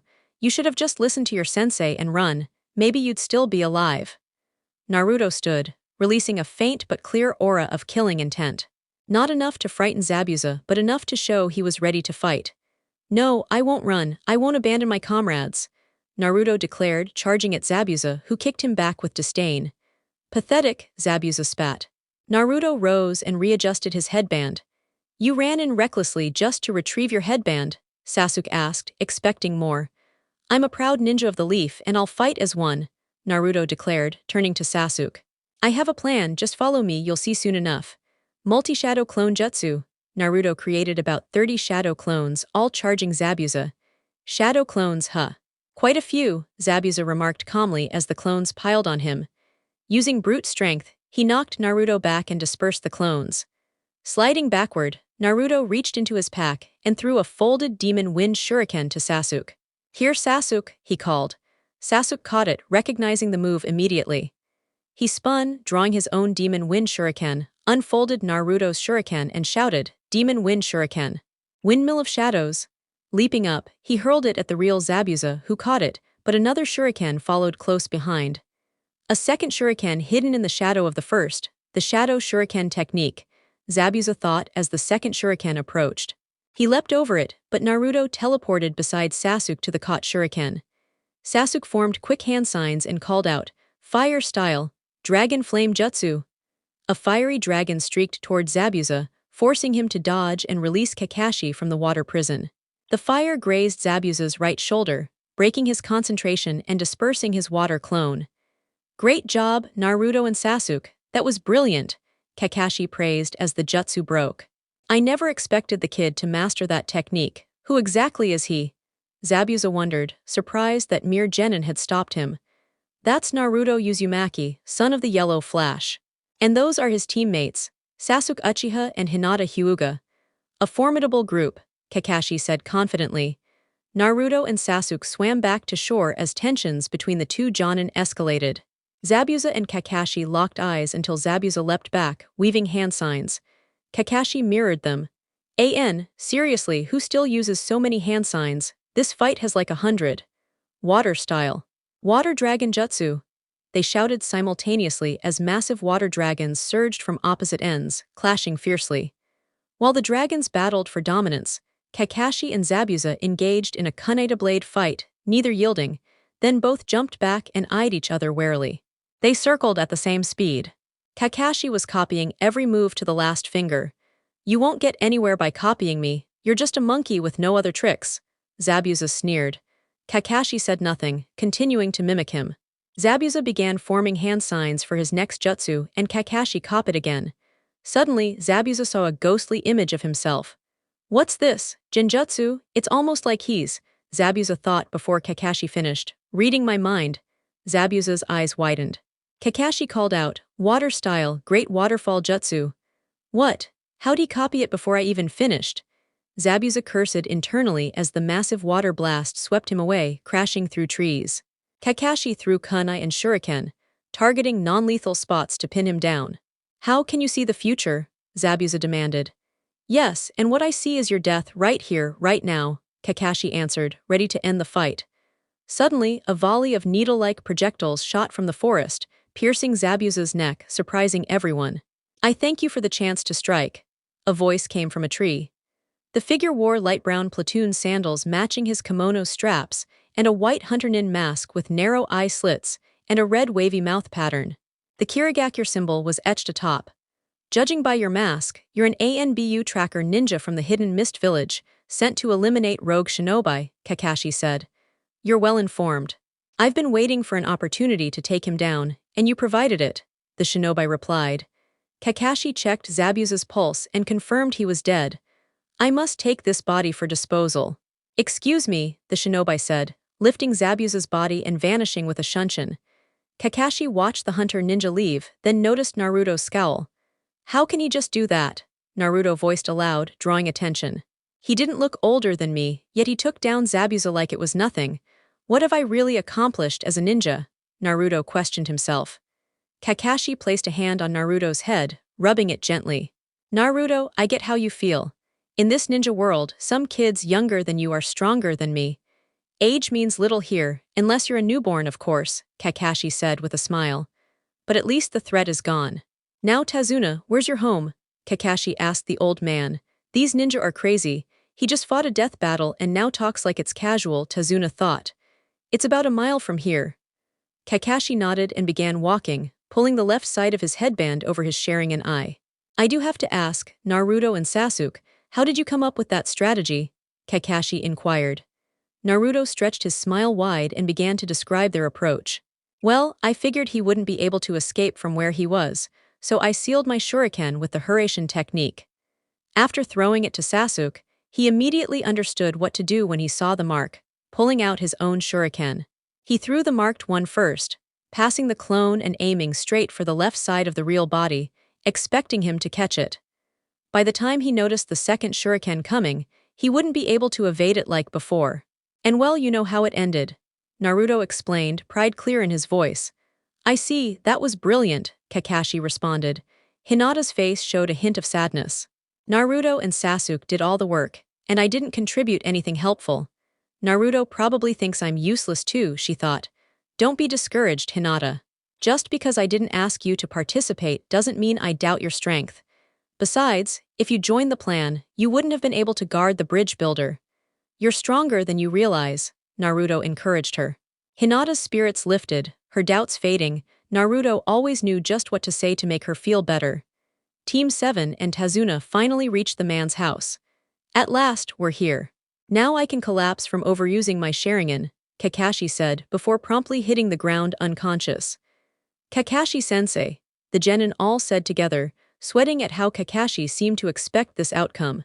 Better get him inside and tend to him, a woman said, stepping out from the doorway. Tsunami, how are you, my beautiful daughter? Tazuna asked joyfully, seeing her after a long time. I'm all right, Dad, but please let me take care of this man, she replied. They carried Kakashi inside to the guest room and began treating his injuries. The next morning, Kakashi finally woke up, though barely able to stand. Still, he had a duty to fulfill and needed to speak with his team. Naruto, Sasuke, Hinata, come here for a moment, Kakashi called. They gathered, attentive. Look, I have reason to believe Zabuza might still be alive, Kakashi began, and all their eyes widened. But how? I thought that tracker ninja killed him. You even checked his pulse, Naruto said, confused. That's true, I thought he was dead too when no pulse was found. But the senbon used require extreme precision and control. It's possible the tracker put Zabuza into a death-like state without actually killing him, Kakashi explained. That still doesn't explain how you came to suspect he's alive, Sasuke added. I'm getting there. The job of a tracker ninja is to eliminate any rogue ninja and immediately destroy the body to keep village secrets safe. But this one didn't. So maybe he's in league with Zabuza, Kakashi finished his theory. So, what should we do? Hinata asked nervously, worried they might have to face Zabuza again. Well, I'm going to train you all, of course. That's my responsibility as your sensei. I estimate Zabuza will recover in about a week, Kakashi said. How can you train us enough in just a week for a rematch with him? Sasuke questioned. By teaching you how to walk on water with your chakra, since you already can walk on walls and such, Kakashi replied. Now step back. He began forming hand seals. Earth style, underworld jutsu, Kakashi said, pressing his hands to the ground and creating a large crater the size of a hot spring. Water style. Water wall, he added, filling the crater with water. One more fire style, fireball jutsu, he said, heating the water until it boiled. I thought we were learning to walk on water. Why the fire jutsu? Sasuke asked. Extra motivation, Kakashi smiled. Use your chakra to walk on the water's surface. This requires much more chakra control than wall walking because the water's always shifting. Watch closely. Kakashi then easily crossed the boiling water. All right, your turn. Naruto went first, stepping onto the water before immediately plunging in with a yell. Hot, hot, hot, he shouted, scrambling out. Sasuke tried next, managing a few steps before falling in with a similar reaction. Hinata was last. Everyone watched as she placed her foot on the water and strolled across casually, as if she'd done it 1,000 times. Great job, Hinata.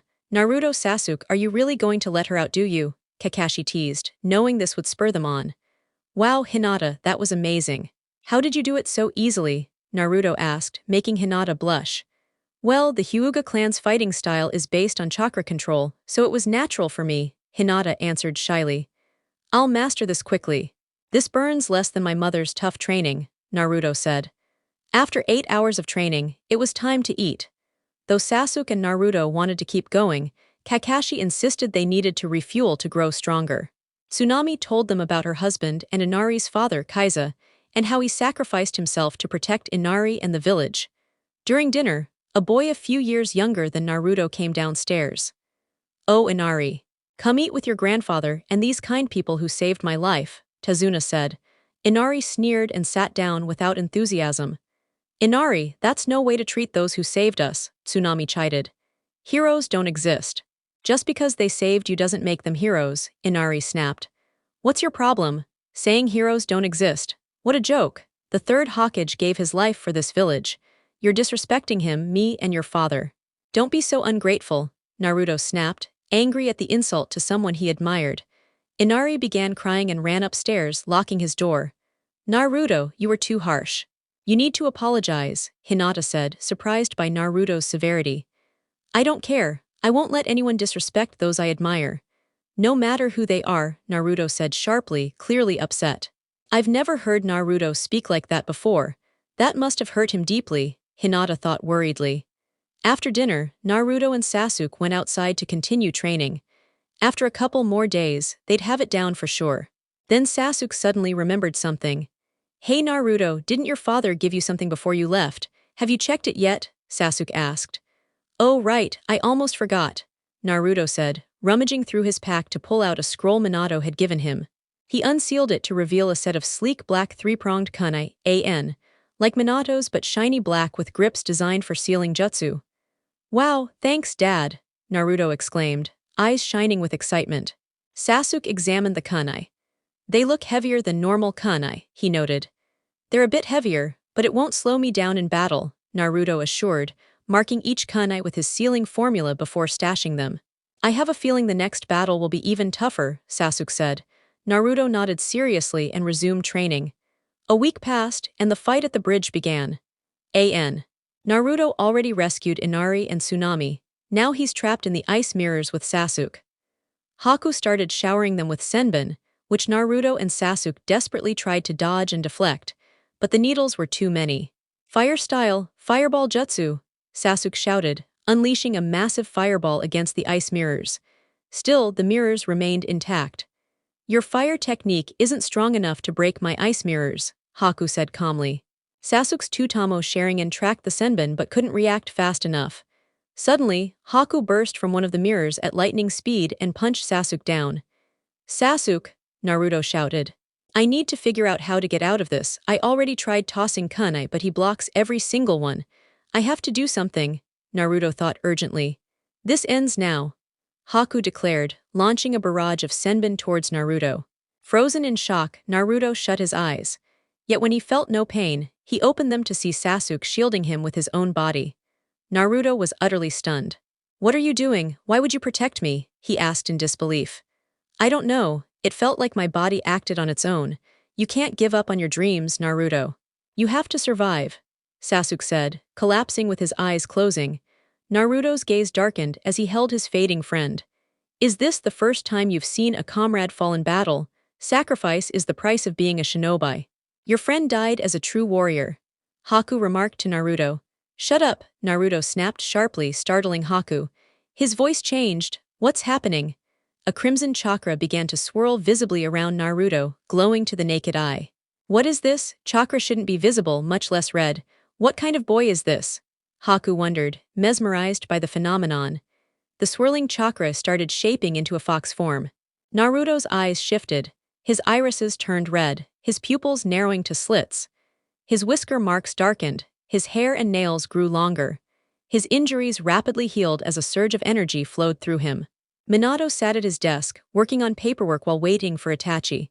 The door opened shortly after, and Itachi entered, bowing respectfully. "Hokage-sama, is there something you require?" Minato looked up, smiled, and replied, "Yes, I wanted to discuss recent events." Suddenly, a sharp pain shot through Minato's abdomen. "Minato, I sense that presence from afar," the nine-tailed fox's voice echoed inside Minato's mind. "Is that it? Could the fox's chakra be responding to its other half inside Naruto?" Minato questioned. "Most likely. Something must have weakened the seal, maybe an intense emotion or a life-threatening situation," the fox explained. "You must calm him or this pain won't cease." "I'll handle it, Kurama. This could become dangerous if left unchecked." "Is everything all right, Hokage-sama?" Itachi asked, concern evident as Minato doubled over. "Itachi, you need to travel to the land of waves and calm Naruto. Use your Sharingan, it's the best option now. Time is short, I will send you there via Hurricane," Minato said weakly, his features shifting, his eyes turning like Naruto's and his hair lengthening. "Be careful. You'll appear right before him, so avoid getting struck." He formed hand seals, preparing to teleport Itachi.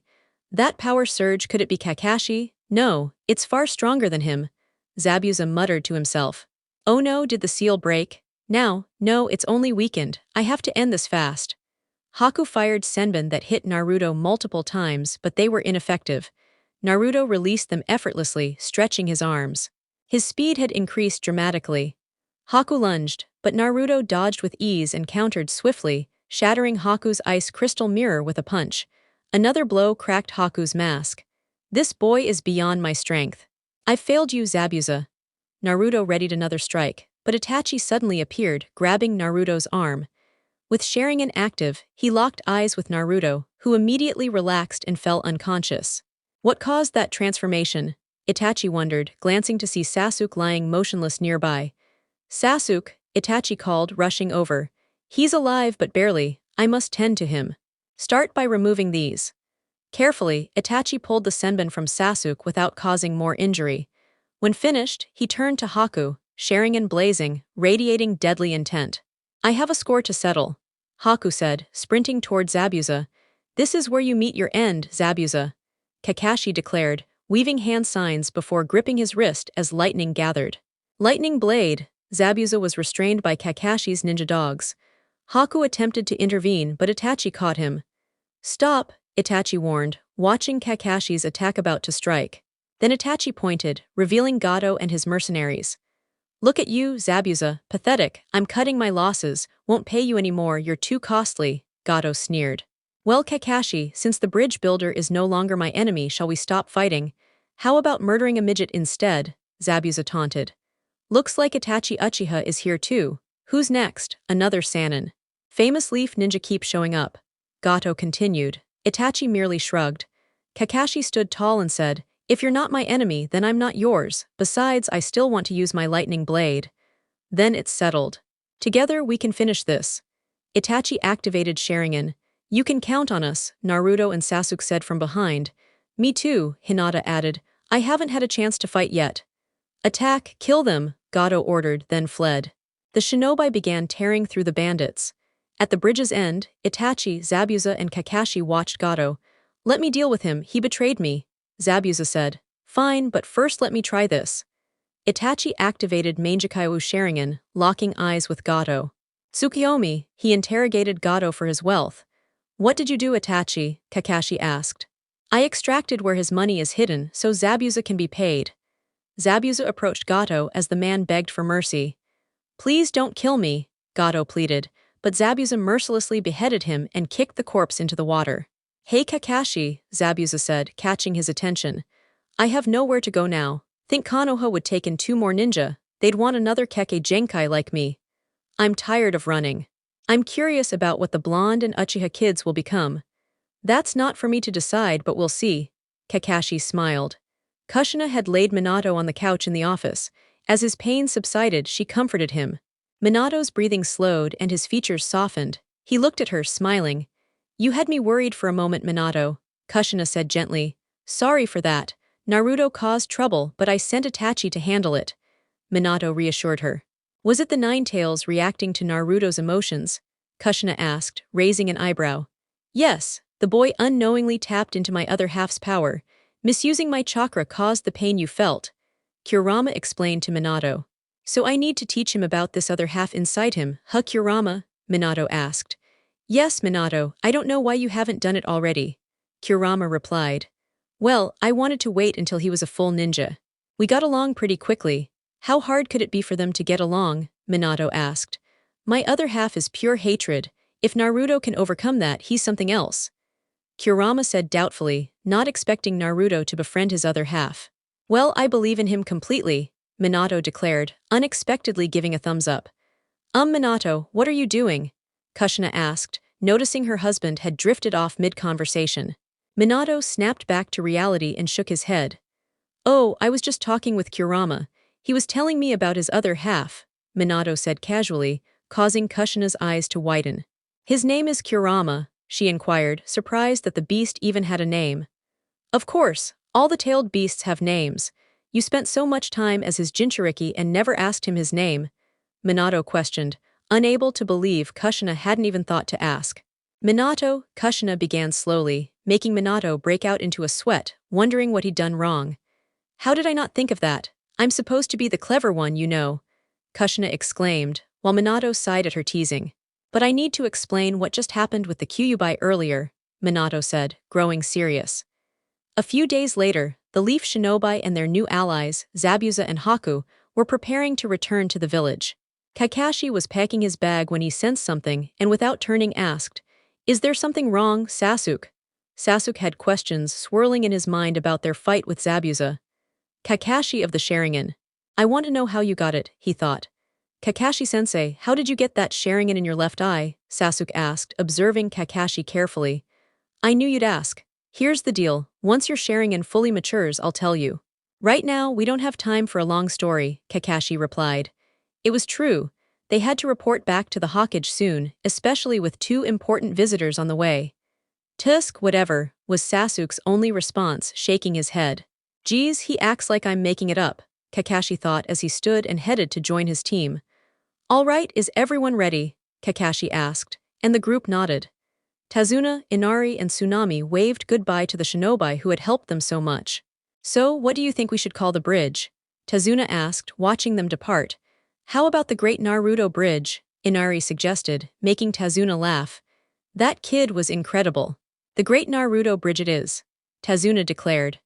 One day later, at the Hokage office, Minato was massaging his temples, trying to process what Team 7 had just told him. Let me get this straight, Minato began, still rubbing his head. You want me to allow 2 rogue ninjas to live in my village because you say they've changed their hearts? Come on, old man. If you let them stay, I'll teach you how to beat paperwork, Naruto bargained. Minato tossed leaf headbands at Haku and Zabuza so fast they barely caught them. Fine, they can stay. Just please tell me how to defeat this paperwork monster, Minato begged Naruto, while everyone in the room broke out into sweat drops. Shadow clones, Naruto said slowly, making Minato stare open-mouthed. Gahhhhhhh. How did I miss something so obvious? Minato shouted, shaking the entire village. He instantly created 5 shadow clones to start working so he could finally relax. I've got your mission report. You can all leave now, except for you, Naruto, Minato said sternly. Everyone obeyed and left except Naruto. Why do I have to stay? I was planning to celebrate with a bowl of ramen. Naruto complained to his father, who looked serious. Because I have something very important to tell you about the last mission, Minato explained. What is it? Naruto asked. It's about the day you were born, about the nine-tailed fox. The Kyuubi, what's that? And how does it relate to my birthday? Naruto questioned. You have many questions, and I promise to answer them all, Minato replied. All right, 12 years ago on October 10, the Kyuubi attacked our village. The very day you were born, Minato began, with Naruto's eyes locked on him. The Kyuubi is one of the nine-tailed beasts, said to be the strongest. These tailed beasts are living chakra forms, sometimes called chakra monsters. They aren't allowed to roam freely because people fear the destruction they could cause. So Shinobi developed a jutsu to create Jinchuriki, humans who have these beasts sealed inside them. That's what we are, Naruto. Humans with tailed beasts trapped within, Minato explained. Naruto's eyes widened and then grew sad. Is that why some villagers look at me with fear or anger? Naruto asked, tears welling as he recalled painful memories. Flashback, look, it's the Nine-Tails kid, a villager whispered. You mustn't go near that child, do you hear me? Disgusting, how can something like that be allowed to live? Why are you all looking at me like that? I didn't hurt anyone. That's why I become Hokage and make you recognize me. A young Naruto shouted at the scornful villagers before running home crying. Naruto, what's wrong, sweetie? Are you hurt? Kushina asked, worried. Mommy, why do people look at me like that? Naruto sobbed. Kushina hugged him tightly, furious at the villagers. Though angry, she knew lashing out wouldn't help. Instead, she comforted Naruto. Listen, Naruto. Don't worry about them. Fill yourself with love. Love yourself, every part of you. Minato, Eika, and I love you very much, so love yourself just as much. Forgive them, for they don't understand, Kushina said softly with a warm smile. Never forget that, Naruto. Help others understand this too. People can't truly love or respect others unless they first love and respect themselves, Kushina added.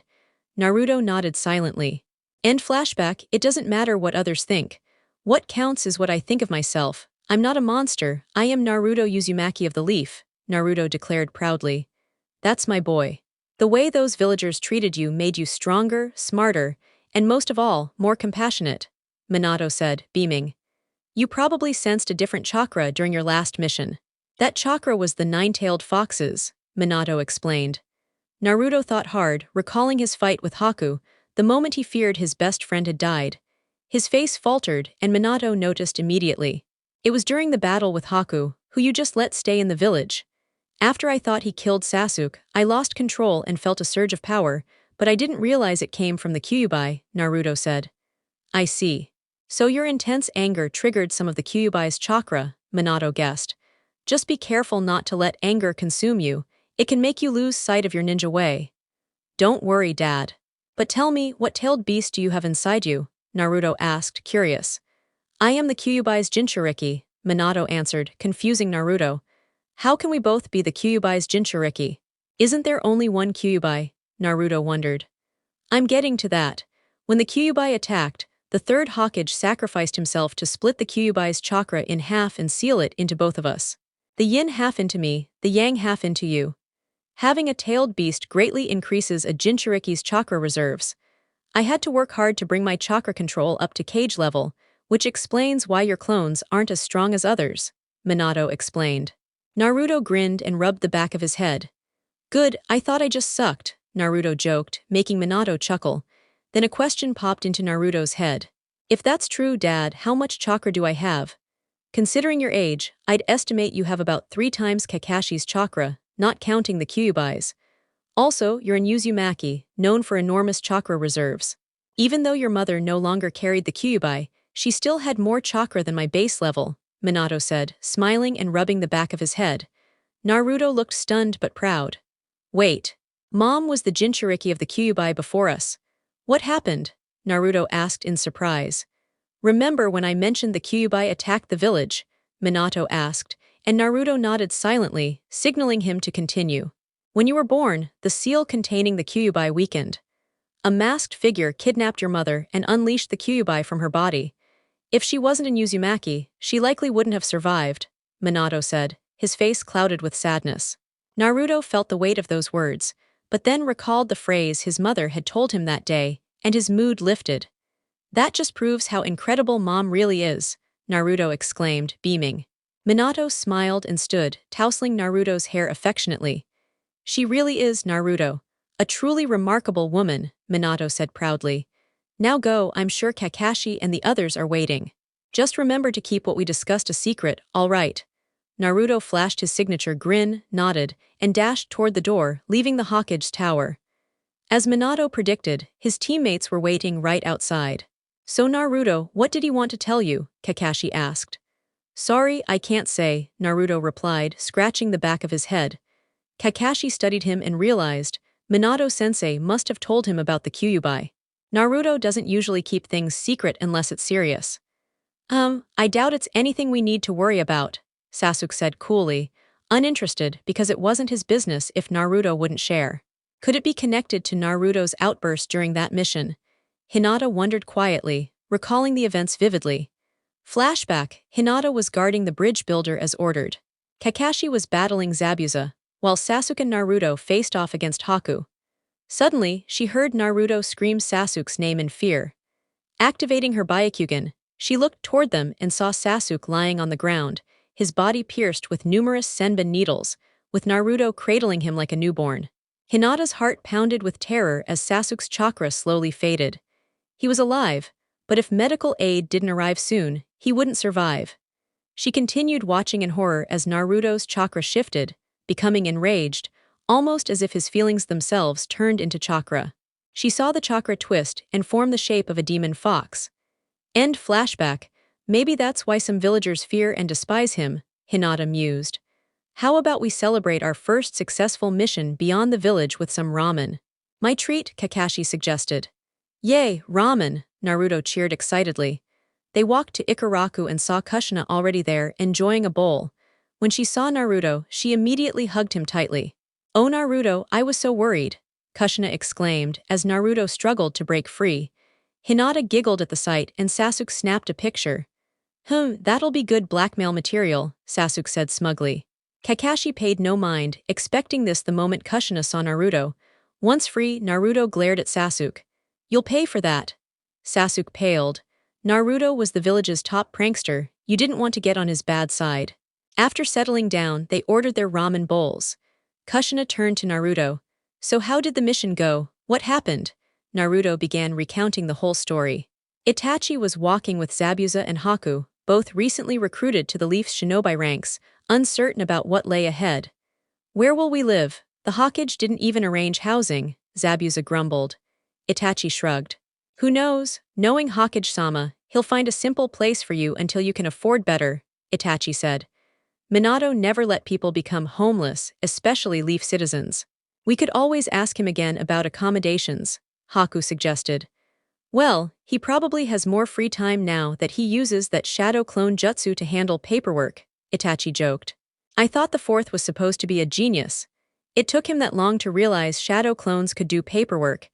Even geniuses slip up, Zabuza mused, while Haku and Itachi chuckled. Maybe the paperwork overwhelmed him, Itachi laughed. And that's how it all happened. Naruto finished his story to Kushina about the wave mission. She pondered what happened to Minato while Team 7 was away. Naruto never mentioned his rage or tapping into the Kyuubi's power, but Kushina connected the dots. Sasuke nearly dying must have triggered that reaction. Naruto needs to learn to control the fox's power, and fast. By the way, the Chunin exams are coming up soon. If you think you're ready, let me know, Kakashi said to his team.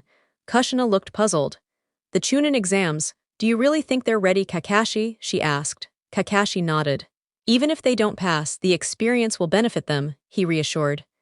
Ooh, I want to take the Chunin exams. That's one step closer to Hokage, Naruto cheered. Why yes, I think it'll be good experience, Hinata said shyly. HMPH, I'll pass easily, Sasuke said confidently, and Kakashi chuckled at his team's enthusiasm. All right, it's settled. I'll register all of you. Be ready, I'll train you hard until the exams. You'll need every bit of preparation, Kakashi warned. Mom, how old were you and Dad when you became Chunin? Naruto asked eagerly. Kushina giggled at his excitement. Your father and I were the same age, 13, she said. The average age to become Chunin is about 16. Becoming one so young is impressive.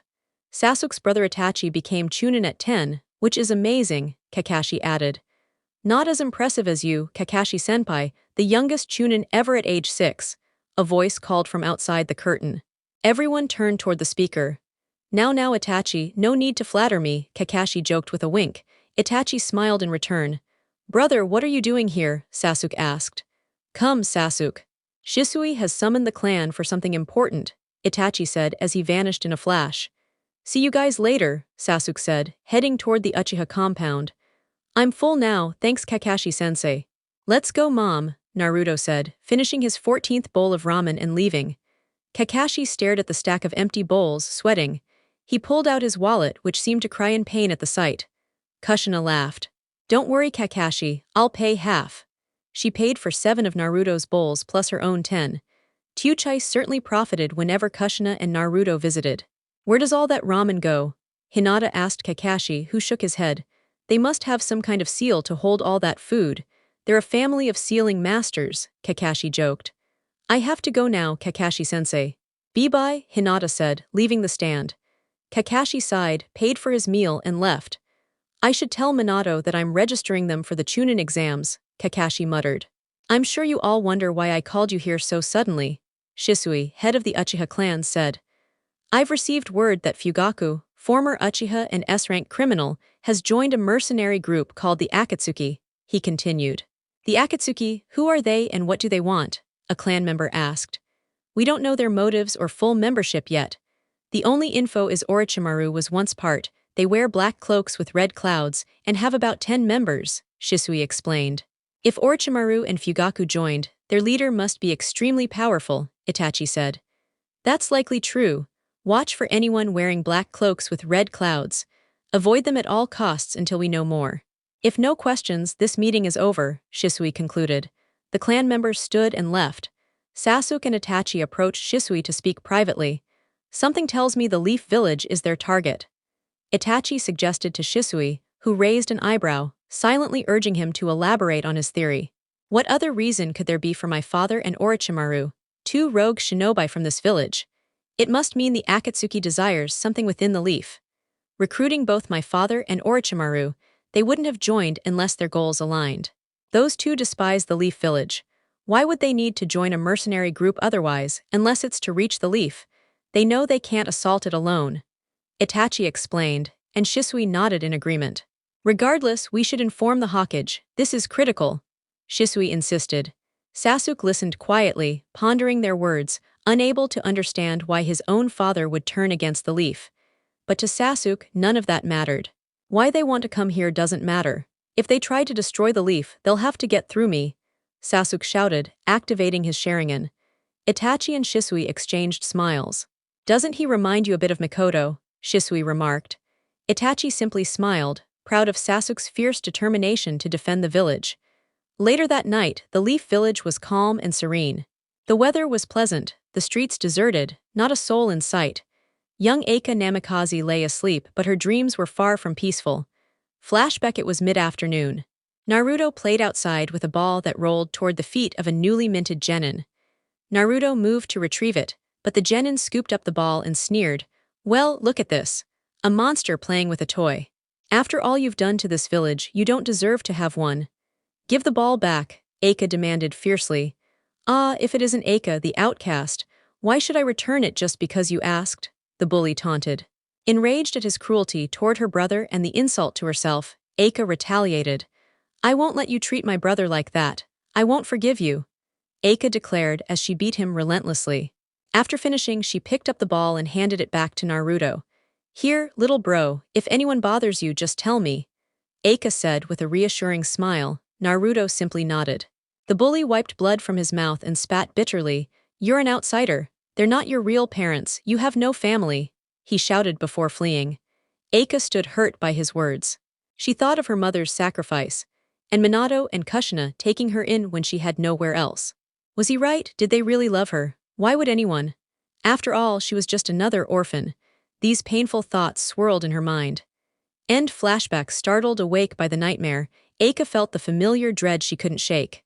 Unable to return to sleep, she got dressed and wandered through the village. Eventually, she found herself atop Minato's head on the Hokage monument, her favorite place to think. Sitting there, she stared over the village. She had decided she wanted to protect this place and those she cared about. But what if they didn't truly care for her? Were they worth protecting if they didn't want her help, or worse, didn't need it? Her thoughts were interrupted by a familiar chakra behind her. Without turning, she asked, "What are you doing here, Itachi? I could ask you the same." Itachi replied, stepping beside her. Together, they watched the village as the wind stirred around them. "It's nothing, Itachi, you should go home," she said, reluctant to converse, but Itachi was unyielding. "If it were nothing, you wouldn't be here either. Besides, I'm already home." Itachi smiled. Eika glanced at him subtly, barely noticeable. "What do you mean you're home? The Uchiha compound is that way," she said, pointing. Itachi chuckled. "Home isn't just where your house is. It's where people you care about surround you, and who care about you. Right now I'm with you and you care about me, so this is home." Eika looked at him thoughtfully, then back to the village. "I don't know, I can't stop thinking about what that boy said, that I have no family, that Minato and Kushina aren't my real parents, that I'm an outsider. I still want to protect them in this village, I'm determined. But sometimes, I wonder if Mom and Dad truly care for me. Sometimes, I feel they treat Naruto better because he's their biological son, and I'm not their real daughter. I question if anyone really loves me." Eika wept, and Itachi silently let her cry. "I'm certain Minato and Kushina love you deeply. When I hear them say it, I can feel the truth in their words. True love isn't just spoken, it's felt. Sometimes love isn't returned, but if you love someone, love them anyway. They might need that love, I love you. Even if you didn't love me, I would still love you. The reason you doubt others' love is because you don't love yourself." Itachi revealed gently. Eika lifted her head, still sobbing. "When you start doubting love because of others' words, it means you don't love yourself. Fill yourself with love, love all of you. Minato, Kushina, Naruto, and we love you so much. So love yourself as much as we do." Itachi advised, and Eika felt the weight of those words, remembering Kushina's similar counsel long ago. "You know, Kush, my mother told me that a long time ago." Eika said softly. Itachi smiled. "I know, Lady Kushina is wise, don't be afraid to show your feelings. Shinobi are taught to hide emotions, but we're still human. If we stopped feeling, we'd stop being human. The world is filled with hatred, not just among shinobi but all people." Itachi explained. Eika hugged him tightly, tears flowing. "Thank you, Itachi, for everything." She sobbed into his chest and he comforted her gently. "It's my duty. I can't let my girlfriend or any Leaf citizen feel alone. I will help you. You are never alone. Remember that." She cried herself to sleep in his arms.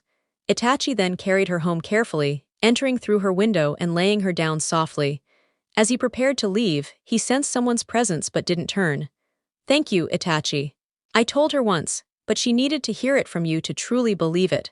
Some people don't grasp loving themselves right away." The next morning, sunlight bathed Konoha. The streets buzzed with ninja preparing for the Chunin exams. Fourth Hokage Minato Namikaze readied himself for the day. Thanks to his flying thunder god technique, he had the luxury of taking his time since he could teleport instantly. "Minato, we need to talk," Kushina said, causing Minato to turn, puzzled but inwardly anxious. Every man knows when their partner says, "We need to talk," it usually isn't good. He racked his brain for mistakes he might have made. He wasn't unfaithful, but everyone errs. Seeing he had her attention, Kushina continued. "It's about Eika. I think she should be allowed to be a proctor for the Chunin exams," Kushina suggested. Minato raised an eyebrow, curious why she proposed that. "She requires something to help her feel more grounded as a person. She needs to develop as much love for herself as the love we have for her. By giving her responsibilities, it will demonstrate our trust in her. I thought that assigning her duties close to home would help her value herself more once she realizes her own worth," Kushina explained, her voice gentle but firm, while Minato's expression grew somber. "Maybe you're right. One of the village's founders once said, when a person learns to love, he must also accept the risk of hatred. I'll appoint her as a proctor for the Chunin exams. We must have unwavering faith in our children. Isn't that what being parents is all about?" Minato reassured Kushina, who smiled softly at his words. "But I have to leave now. Make sure you send her to the office later," Minato said as he kissed Kushina and then teleported to the office. Once there, he reviewed some Chunin exam documents and his interest peaked upon seeing the participating teams. 3 rookie squads, guys teams from the sand, rain, and sound. There's a hidden sound village, Minato mused quietly to himself. Suddenly, there was a knock at the door. He created 4 shadow clones and called the visitor inside. It was his teacher, Jiraiya of the legendary Sannin. "Hey, what's happening, kid?" Jiraiya greeted Minato warmly. It had been a while since their last meeting. "Jiraiya-sensei, I'm glad to see you. What's the news?" Minato said cheerfully. Jiraiya closed the door behind him and adopted a serious demeanor. Seeing this, Minato also grew solemn. "Listen, Minato, I've been digging deep with my spy network and uncovered some crucial information, especially with the Chunin exams approaching." "There's some," Jiraiya began, but a knock interrupted him. Minato gestured for Jiraiya to open the door. Entering were Itachi and Shisui Uchiha, who bowed respectfully to both Jiraiya and Minato. "Minato-sama, Fugaku Uchiha has joined the mercenary group known as the Akatsuki," Shisui reported, causing both Jiraiya and Minato's eyes to widen. "Akatsuki, what do you know about them?" Jiraiya asked. "Not much, only that they consist of about 10 members and wear black cloaks adorned with red clouds," Shisui replied. Jiraiya shrugged with a thoughtful expression. "We suspect the Akatsuki will target the Leaf Village. Why else would Fugaku, and previously Orochimaru, join such a mercenary group? If there was nothing to gain, they wouldn't be part of that organization," Itachi added. "You're absolutely right, Itachi. That's exactly why I wanted to talk to you, Minato. Moreover, a new village has recently been established, the village hidden in the Sound, located in the land of rice.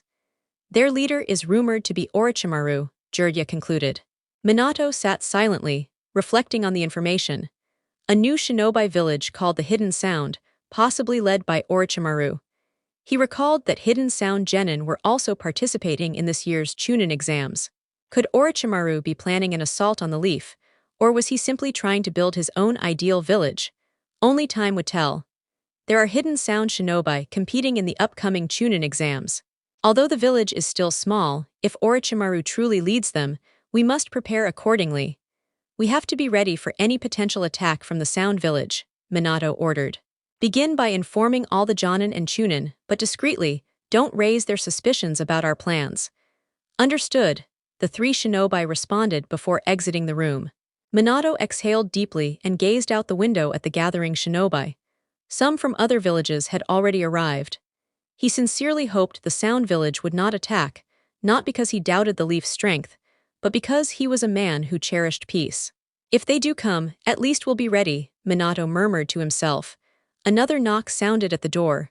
"Lots of visitors today," he muttered. "Come in," Minato called out as Eika entered. He smiled warmly at one of his children. "Hey Dad, Mom said you wanted to see me," Eika said. "Yes, I want you to oversee the finals of the Chunin exams," Minato informed her. Eika looked puzzled. "Why me? Why do you want me to proctor the exams?" she asked. "I believe you're capable. You have the skill to manage the responsibility, and I trust you'll do well," Minato said confidently. "Besides, there's a chance we might face an attack during the exams. I don't know when or if it will happen, but I'm assigning you because you react quickly to unexpected situations. I have faith in you," Minato explained. "I'll do it, but who would attack us?" "I haven't seen any hidden stone or hidden cloud here," Eika questioned. Minato then shared the theory that he, Itachi, Jiraiya, and Shisui had come up with. "Well, if that's the case, I'll protect the village with everything I've got," Eika declared, flexing her arm much like Kushina did when determined. "She really has inherited some traits from Kushina," Minato thought with a smile. "You'd think a village this size would have some signs or something," a genin from the Hidden Sand grumbled. He was dressed in a black, loose-fitting bodysuit with a red and yellow circular emblem on his chest. His black hood concealed his head, complete with cat-like ears, and his forehead protector rested on his brow. "Maybe if you just asked for directions, we wouldn't be wandering around lost, Kankuro," a girl said.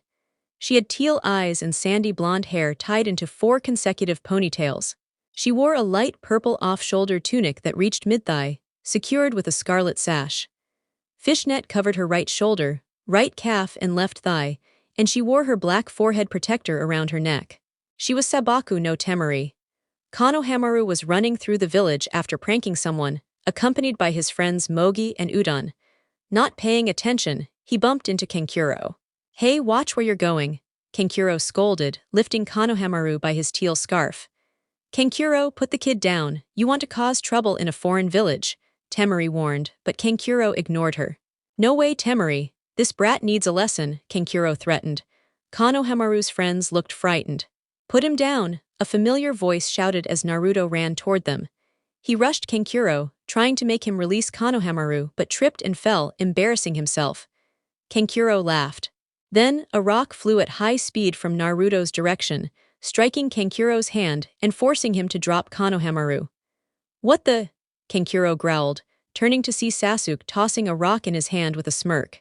So these guys are taking the Chunin exams too, picking on kids. You must be pretty weak, Sasuke taunted, fueling Kankuro's anger. Want to fight now? Kankuro demanded, taking a battle stance, until sand fell from a tree, revealing a boy roughly Naruto's age. The boy was slightly shorter than average, with pale skin, short spiky auburn hair, light blue-green eyes, tanuki-like black rings around his eyes, and the kanji for love etched on his forehead. End this now or I'll kill you, the boy said calmly to Kankuro, who visibly trembled. All right, Gaara, no need to get worked up, Kankuro replied nervously. I will end you. I will cement my place in this world, Gaara declared to Naruto and Sasuke, who exchanged uneasy glances as they quietly moved away. Man, are all Sand Village shinobi this strange? Sasuke muttered to Naruto, who just gave a noncommittal shrug. Not sure, but we should stay alert around them. Anyway, Konohamaru, you need to head out now, and keep your nose out of trouble with outsiders, Naruto warned. Thanks, boss, Konohamaru called back as he dashed off with his companions. Several days later, Teams 7, 8, and 10 were summoned to the academy for the Chunin exams. Team 7 entered a chamber and immediately spotted the genjutsu symbol marking the room number, guiding them to the right place. Kakashi greeted them at the entrance, wishing them good luck before they stepped inside. Naruto burst in, with Sasuke and Hinata close behind. All right, let's go break some faces.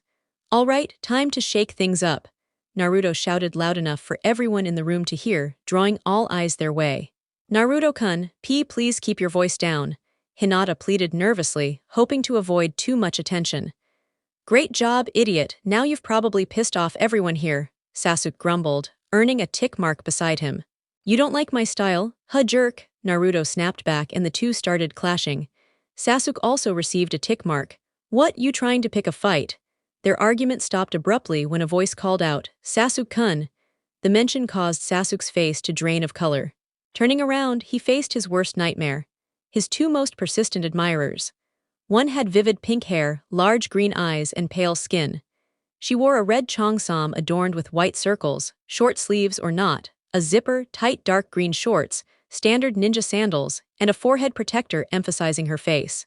The other girl, fair-skinned and average height, had striking green eyes and long pale blonde hair tied high in a ponytail reaching her waist, with bangs shadowing the right side of her face.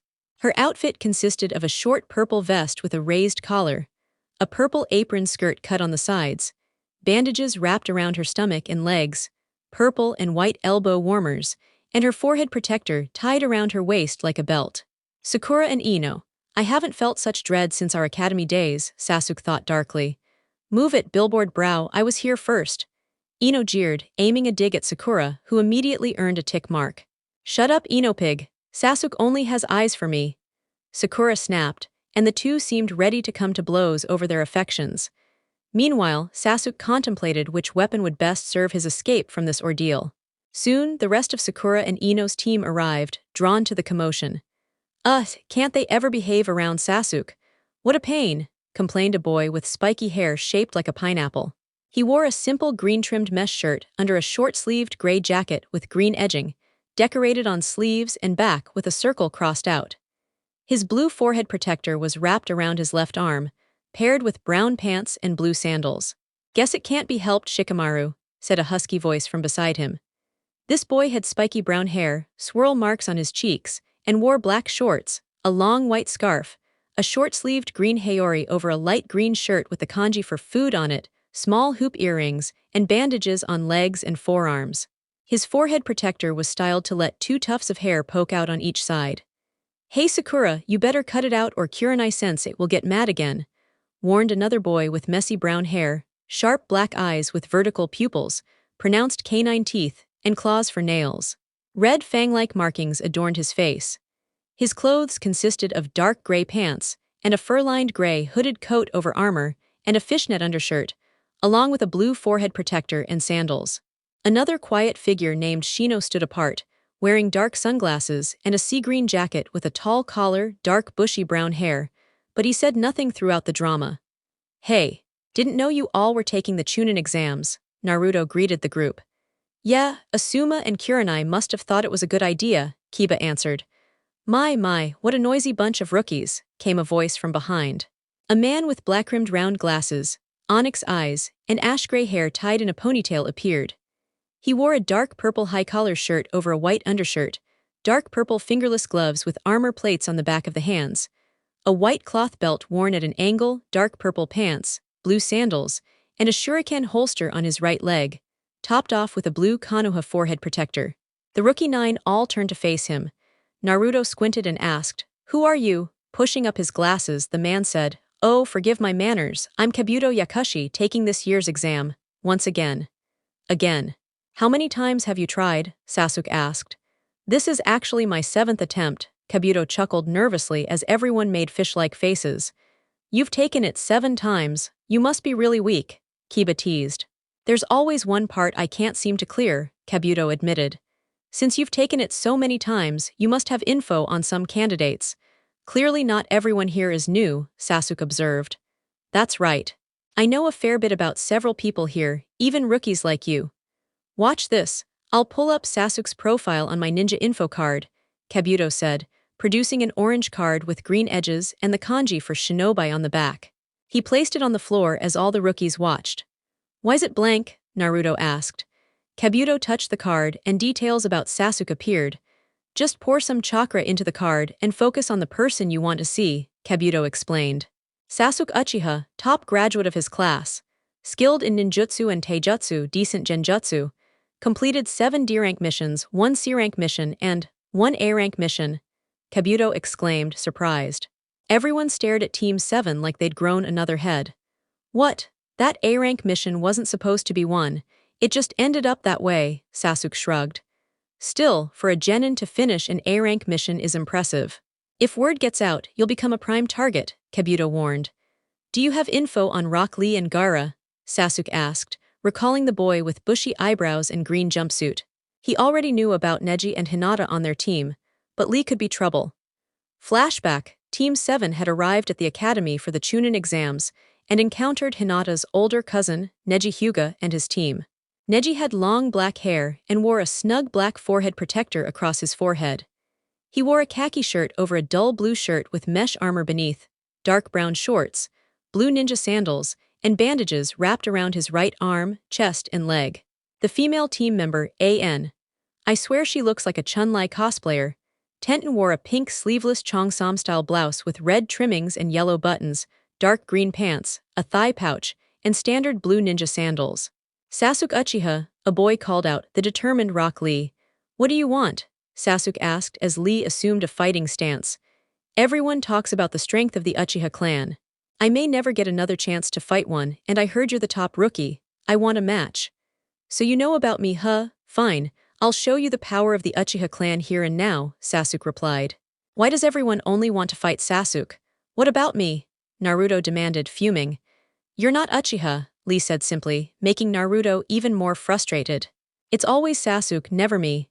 "And Naruto-kun, please don't interfere," Hinata urged quietly.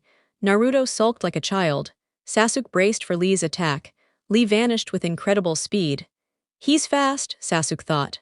Lee aimed a kick at his midsection, which Sasuke dodged. Sasuke countered with a sweep kick, but Lee leapt over it. Lee threw a right hook, which Sasuke avoided, but didn't see the left roundhouse coming. He took it full force and slid across the ground. Rising, Sasuke thought, "He's strong, but I've got my Sharingan. I'll be able to read his moves." Their taijutsu duel continued until Lee began unwrapping the bandages on his arms. Charging faster, he feigned a punch, then kicked Sasuke's chin, sending him airborne. Lee then swiftly maneuvered behind Sasuke midair. Dancing leaf shadow, Sasuke thought quickly, spinning in midair as he formed the tiger hand seal and inhaled deeply. Lee noticed Sasuke's move and instantly halted and stepped back, falling right into Sasuke's trick and creating a wide gap between them. I see, you lured me into expecting a jutsu attack. You're quite the worthy rival, Lee declared. Suddenly, a burst of smoke filled the room. Out of it emerged what looked like Lee's clone, only taller. Lee, I know you didn't intend to use that forbidden jutsu, the man who appeared reprimanded Lee. Wait, there are two of them. Naruto, Hinata, and Sasuke all thought at the same time, beads of sweat forming on their faces. I'm sorry, Guy-sensei, I've betrayed you, Lee cried, tears streaming down his cheeks in classic anime fashion. It's fine, Lee. Just promise me you won't ever do that again, especially against a fellow Leaf Shinobi, Guy-sensei replied. Thank you, Guy-sensei, for your unwavering kindness in forgiving me, Lee shouted. Lee, Guy-sensei, Lee, Guy-sensei. Suddenly, a sunset cliff with crashing waves appeared during their exchange, etching a permanent memory into their minds. What is this? I can't break free from this jinjutsu, Sasuke shouted. Please make it stop, Naruto sobbed, curled up on the ground. Hinata had already been knocked unconscious by the jutsu. End flashback, Rock Lee. He graduated dead last at the academy just last year. Has little to no skill in ninjutsu or genjutsu, but is quite proficient in taijutsu. He's completed 26 D rank and 11 C rank missions, Kabuto reported. Gaara of the Desert completed an unknown number of D rank missions, 8 C rank missions, and 1 B rank mission. According to my records, he has never returned injured or scratched from any mission, Kabuto continued. The rookie's worried expressions showed their concern about Gaara, although Sasuke and Naruto seemed unfazed, having already faced him.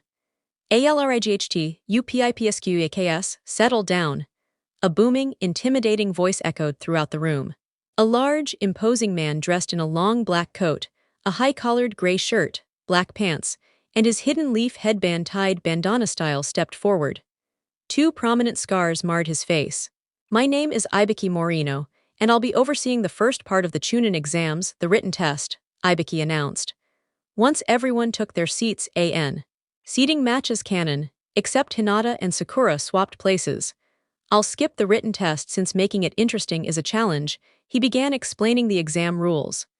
I don't care if I remain a genin forever. Somehow, someway I will become Hokage, Naruto shouted, and Ibiki marked all who stayed as passed.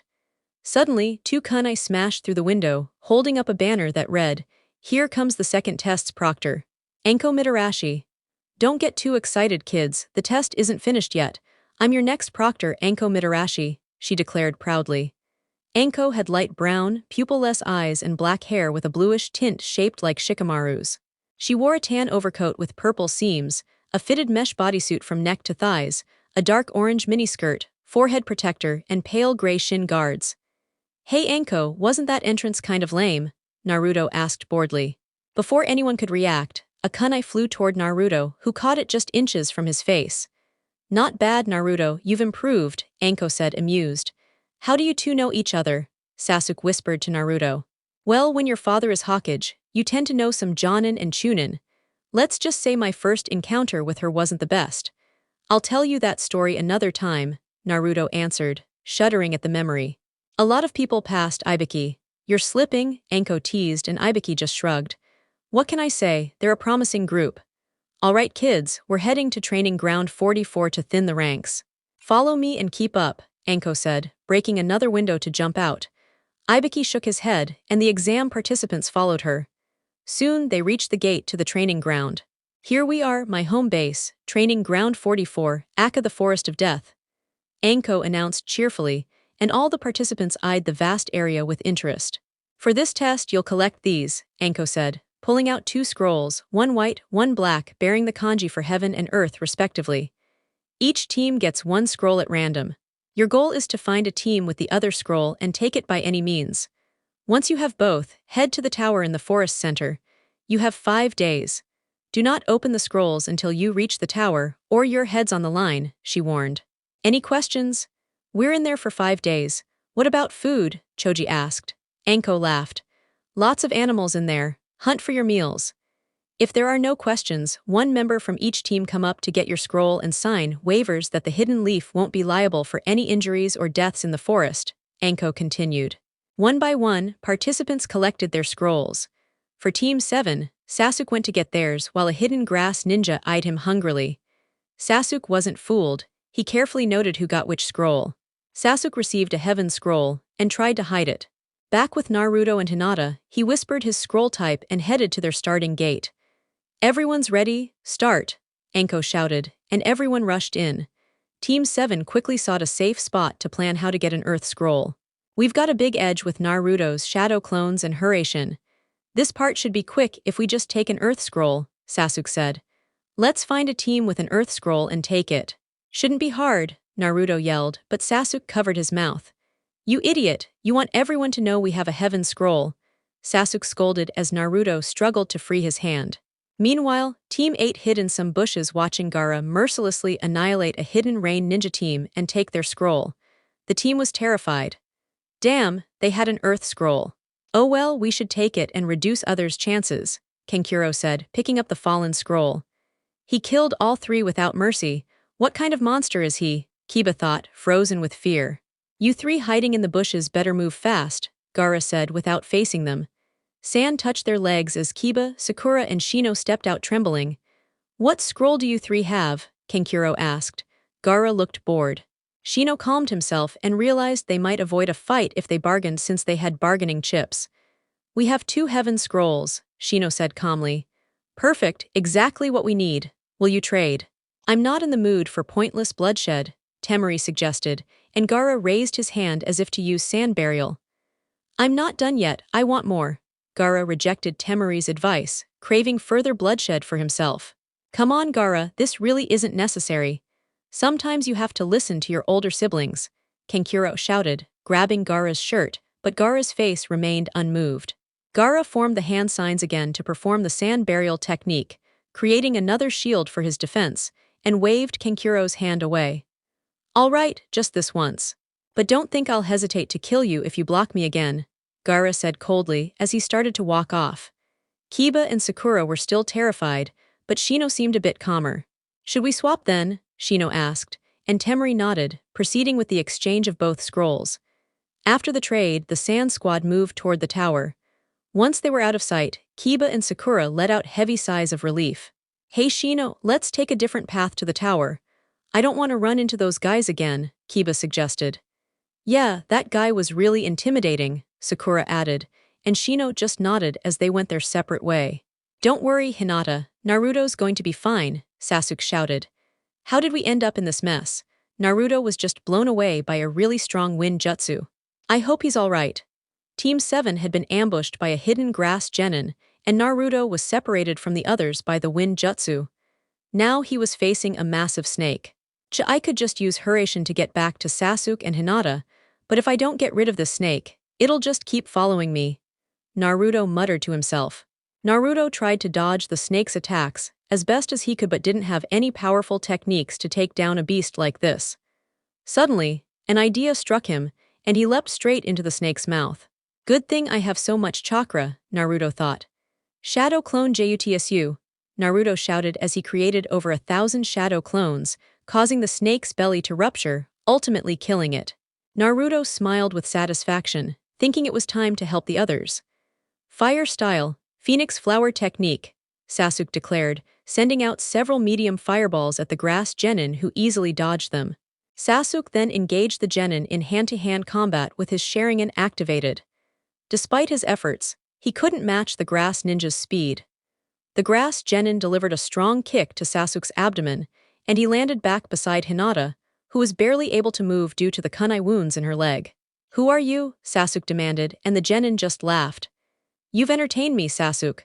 My name is Orochimaru, and I'll give you the strength to restore honor to the Uchiha clan," Orochimaru said, piquing Sasuke's interest. "What are you talking about?" Sasuke asked. "Don't you want justice for the man who ruined the Uchiha's reputation, to kill Fugaku Uchiha?" Orochimaru challenged, and rage overtook Sasuke. "How dare you pretend to know anything about that? I don't want any power from you, leaf traitor," Sasuke yelled, rushing Orochimaru in fury. "Kuku, you still have much to learn, Sasuke," Orochimaru said, effortlessly dodging Sasuke's punch. He extended his neck unnaturally and bit Sasuke's neck, leaving 3 black tomo marks similar to a fully matured Sharingan. Sasuke screamed in pain before losing consciousness. "Sasuke!" Hinata cried out for her fallen teammate. Orochimaru vanished as a sound team approached. Great, another team is coming. I don't think I can defend us both with this injury. I need to buy enough time until Naruto finds us, Hinata thought, assessing their situation. Well, what do we have here? A helpless leaf team, Zaku sneered, eyeing Hinata with a smug grin. Hand over your scroll and maybe we'll let you live, Kin, the female member, warned Hinata. Their third teammate stayed silent, watching Hinata, who rose into a battle stance. I won't give up, I won't run away, that's my ninja way, Hinata declared. Fine, have it your way, girl, Zaku said as he charged. Hinata braced herself, but her wounded leg caused her to stagger, giving Zaku an easy kick. Still, she got back up, resuming her gentle fist stance. Decapitating air waves, Zaku shouted, opening his palms as a massive gust blew towards Hinata. Suddenly, a yellow flash appeared, and Naruto spotted Sasuke lying prone on the ground. Naruto turned to see Hinata struck by the wind jutsu, seemingly down for the count. Memories of their fight against Haku on the bridge flooded Naruto's mind. Oh, looks like their other teammates about to get the same treatment, Zaku said smugly. Rocks around Naruto began to levitate. Whenever rocks start levitating in anime, you know things are about to get serious. An orange-red chakra enveloped Naruto's body like it did during the bridge battle with Haku. At the same time, a purple aura surrounded Sasuke, with black marks spreading down the left side of his body. Sasuke stood beside Naruto. What kind of chakra is that? So menacing, so powerful, Dasu asked fearfully. Is this what Leaf Shinobi are capable of? Kin thought, watching nervously. Zaku still wore his confident smirk. Good to see you're awake, idiot, Naruto said with a grin. I've been granted this new power, and I'll use it to restore the Uchiha name, Sasuke replied. Now let's take down the one who dared to hurt Hinata, Naruto said, but Zaku's smugness remained. Heh, you're not scary at all, Zaku exclaimed. Supersonic slicing waves. A massive gust of wind surged towards Team 7, kicking up dust and obscuring their forms. Guess I went a bit too far, Zaku said cockily. I wouldn't be so sure about that, Sasuke said, now positioned differently. Wait, where's the other one? Dasu wondered aloud. If you're wondering, I'm right here, Naruto said from behind Dasu, delivering a kick that slammed him into Zaku. Fire style, giant fireball jutsu, Sasuke shouted, unleashing a massive fireball toward Dasu and Zaku. Kin forced them to duck to safety. Hey, don't forget about me. Kin yelled, throwing two senbon at Sasuke, who effortlessly deflected them with his kunai and countered by striking Kin's knee, incapacitating her. Zaku got up and rushed Sasuke, who quickly got behind him, grabbed both arms and pressed his foot against his back. You sure love those arms.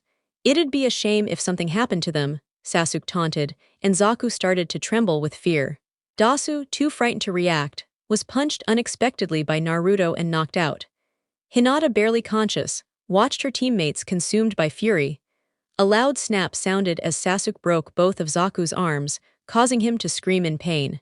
Unbeknownst to Hinata, Naruto wasn't acting purely out of rage. Though angry, his awareness of the nine-tailed fox within allowed him to consciously tap into some of its power. Seeing Sasuke glaring at Kin with bloodlust, Naruto gripped Sasuke's shoulder. Sasuke, stop. There's no reason to attack anymore. We have their scroll, that's enough. We need to get Hinata out of here, Naruto said. Sasuke's curse mark began to fade back into the one on his neck. All right, let's go, Sasuke said as Naruto carried Hinata bridal style, much to her delight.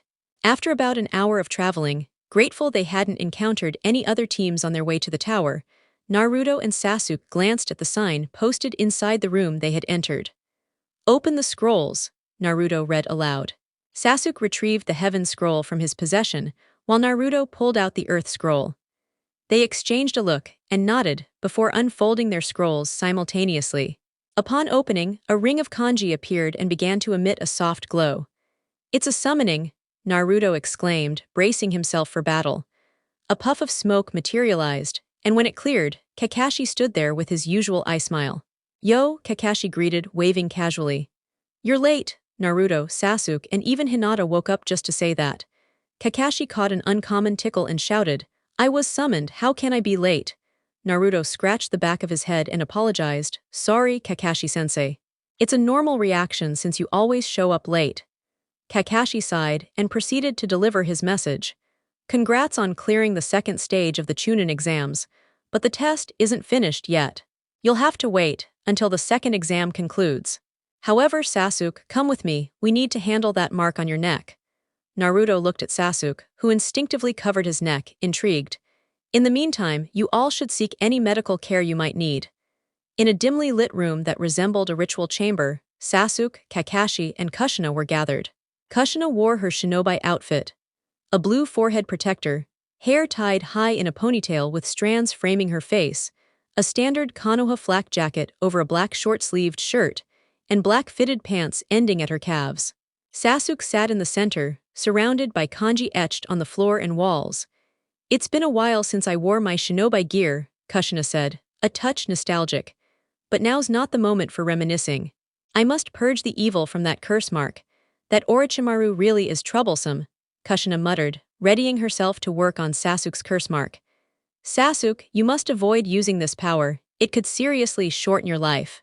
But I'll strengthen the seal so it won't corrupt you like Orochimaru's, Kushina warned. Sasuke frowned. Why me? Why does he target me? Sasuke asked, and Kushina's expression darkened. It's the Sharingan he wants. Even Orochimaru knows he can't just sneak into the village and snatch an Uchiha child easily. This was likely his best shot, Kakashi added. Kushina nodded. That makes sense. Since Orochimaru is still somewhere in the village, an attack is inevitable. Prepare yourself, Sasuke, this will be painful, Kushina predicted and began the sealing ritual. After the second exam concluded, 6 teams had advanced. Team 7, 8, 10, Guy's squad, Gaara's team, and surprisingly, the Hidden Sound team. They gathered in a large hall with a statue making the ram hand sign. Minato entered accompanied by a Jonin named Hate, who wore the typical Jonin attire but sported a bandana-style forehead protector and suffered from a persistent cough. Hate, how many times have I told you to see Tsunade about that cough? Minato asked, sweating as Hate coughed again. Cough cough, sorry Hokage-sama, but all the missions you assign keep me busy. Cough cough, Hate responded. Minato gave a nervous chuckle. Make sure to get it checked after the exams, that's your next mission, Minato instructed, and Hate nodded. Congrats to all for passing the second part of the Chunin exams. I know you're probably tired and ready for rest, but no such luck. This is the third stage, Minato announced, causing some genin to blanch while others grumbled about the lack of breaks. This part tests individual skill rather than teamwork. You'll face one-on-one battles in a tournament to decide who moves on to the finals. One-on-one fights, that sounds straightforward. Now I'm pumped, Naruto cheered. Far away in a place called Magnolia, a pink-haired boy sneezed all over his blonde-haired friend. What was that, Natsu? The blonde girl yelled. Natsu squinted and replied, Sorry Lucy, but it feels like someone's stealing my catchphrase. Now if everyone would please head to the sidelines, the first match is about to be announced, Minato said, gesturing towards the area. The large screen cycled through names before displaying the first match. Oh no, Sasuke muttered quietly. Sasuke stared at the screen in pure dread, as if confronted with his worst nightmare. But what could shake the normally unflappable Sasuke Uchiha? What's wrong, Sasuke? It's rare to see you this flustered, Naruto asked, noticing his unusually pale teammate. The screen read, Sakura Haruno vs. Ino Yamanaka, as the first preliminary bout. It's the thought of pointless decisions made for me by 2 fangirls, Sasuke explained, turning toward Naruto. What worse fear could there be than that? Naruto laughed at the young Uchiha, and Hinata giggled at the exchange. Who'd have thought an Uchiha could show so much feeling? Kakashi remarked, referencing the clan's typically stoic nature. Sakura and Ino descended from the balcony and faced off. Today's the day I prove I'm better than you, billboard brow, Ino declared, earning a tick mark. No one even knows what that means. Everyone knows I'm stronger. Besides, you're just saying that to get Sasuke's attention, Sakura fired back, garnering several tick marks. That's not true, what about you? You weren't long ago fawning over him too. Let's make a bet, Ino exclaimed. Sakura raised an eyebrow, inviting her to continue. Sasuke began sweating heavily, here we go. Whoever loses has to stop chasing after Sasuke forever. Sakura's eyes widened at the bold claim, then a confident smirk crossed her face. Fine by me, Sakura agreed, certain of her skill. Sasuke considered the situation. Maybe if it's a tie, neither can pursue me, that could work in my favor. But Sasuke, couldn't a tie mean the opposite? Hinata asked, causing the Uchiha to lower his head. I guess that's true. Well, if you two are ready cough cough you may begin, Hayate said, stepping back. The two kunoichi dashed toward each other, engaging in fierce but somewhat clumsy taijutsu. They were still inexperienced after all. Sakura threw a right punch, which Ino grabbed, flipping Sakura to the ground. Sakura landed on her back but quickly countered with a backward somersault, kicking at Ino, who was caught off guard and forced to block until Sakura stood fully. Ino attempted a sweep kick, thinking Sakura was unbalanced, but Sakura jumped over it and delivered a hard kick to Ino's face, sending her stumbling back. What kind of training have they had? They weren't this good after the genin exams, Kakashi wondered aloud. Kurenai smirked. I just had to toughen her up, Kurenai replied, while Asuma watched silently. Heh, you've improved a lot, billboard brow, Ino complimented Sakura, wiping blood from her lip. Sakura said nothing, resuming her stance. Sakura seems more mature since the first exams. I wonder what changed, Sasuke thought. This match is amazing, Naruto cheered. I have to win. Not just for Sasuke but for myself, Sakura resolved.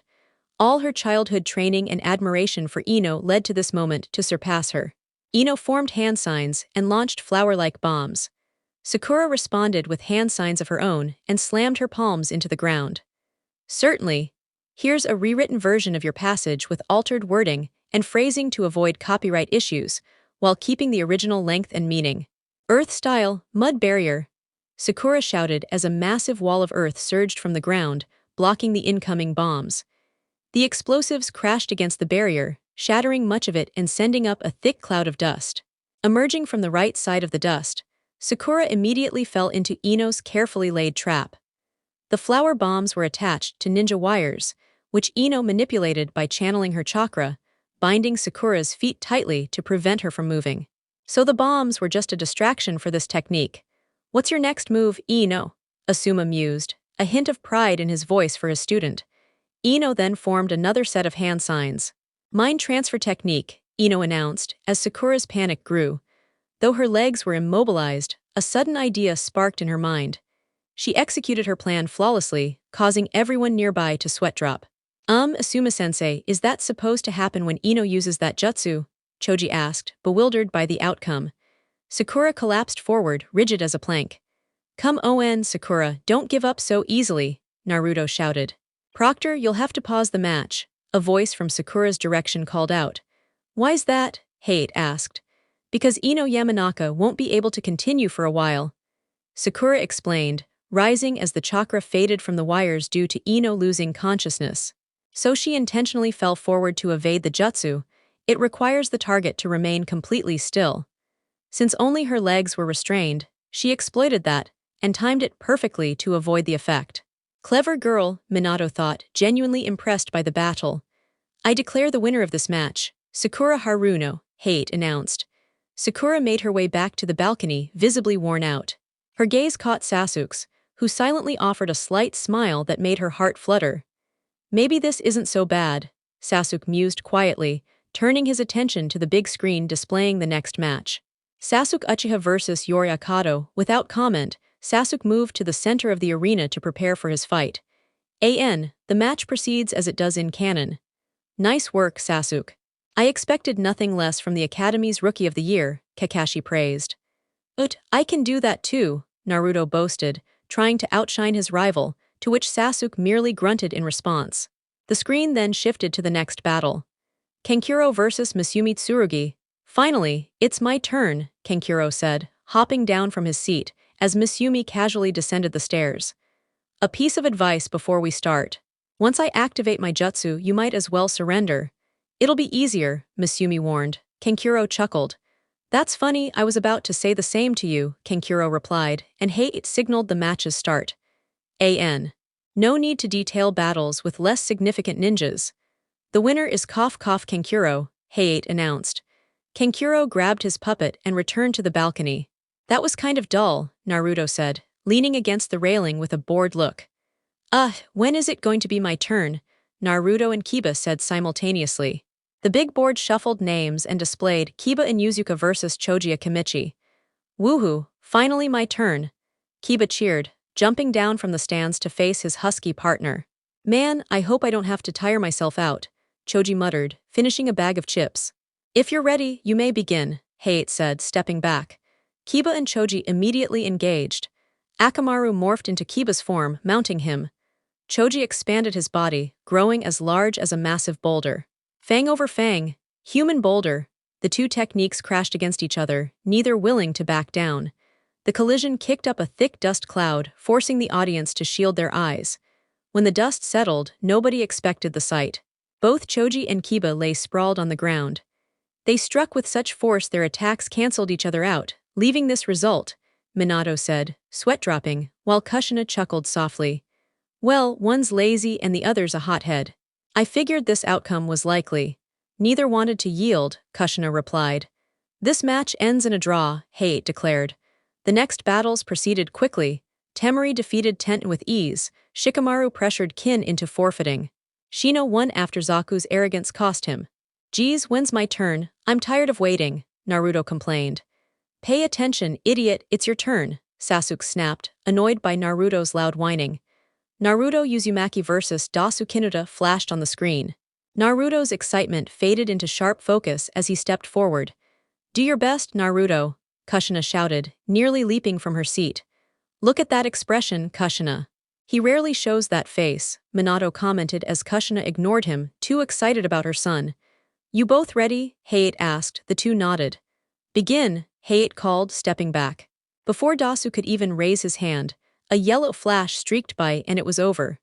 Naruto held Dasu down by the neck with a Hurricane kunai and declared, It's finished. Don't even think about moving. Everyone was stunned except his teammates. Sasuke smirked, offering a low grunt. Amazing, Naruto-kun, Hinata thought quietly. Kakashi wondered aloud.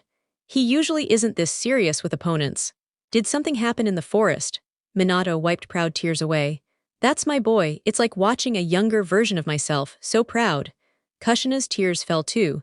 My little boy's growing up fast. I'm so proud. The clear winner is Naruto Uzumaki, Hayate announced. How are you so fast? Dasu demanded an explanation for his defeat. Naruto silently walked away, then turned back and said, Because I'm Naruto Uzumaki. That's all you need to know. Dasu, furious, tried to strike again, but the original yellow flash gave him a glare so fierce it stopped him cold.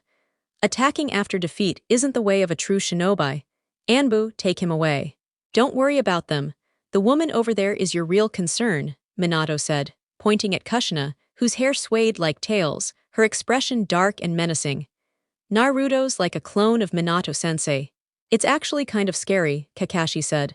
That kid's faster than Lee, Guy exclaimed, shocked by Naruto's speed. The Jonin all stared at Kakashi, wondering about his training methods. Hey, don't blame me, I didn't teach him that, Kakashi said casually. As the preliminaries neared their end, Hinata grew nervous. The remaining opponents were all formidable. Her teammates noticed. Naruto approached and said, You'll have to face some tough ones, but you're strong too. Believe in yourself and you can beat anyone. Naruto's encouragement eased her doubts greatly, and Sasuke added, We're here because of you. Don't forget that. The screen then showed the next match, likely one of the day's most intriguing. Neji Hyuga vs. Hinata Hyuga. Many spectators were surprised to see two clan members facing off in the Chunin exams. Sure, here's a rewritten version of your passage with changed wording to avoid copyright issues, keeping the length and original ideas intact. A contest of the gentle fist style. This should be quite captivating to watch, Minato mused silently as Hayate initiated the bout. You might as well give up, Lady Hinata. You stand no chance against me. It's your fate to be defeated, Neji warned Hinata, who looked a bit shaken by his harsh words. Don't pay attention to him, Hinata. Fate only suggests what's probable, not what's certain. If you dislike your destiny, then refuse to accept it, Naruto shouted, trying to lift Hinata's spirits. His encouragement shifted her expression into one of firm resolve. Such a fervent voice. I wonder who inspired that, Minato remarked, glancing at Kushina. Heh, what can I say? We Uzumaki tend to be quite talkative, Kushina said with a sly grin, causing Minato to break into a nervous sweat. Yeah, sometimes you guys talk a bit too much, Minato muttered under his breath. What was that? Kushina asked with a knowing smile.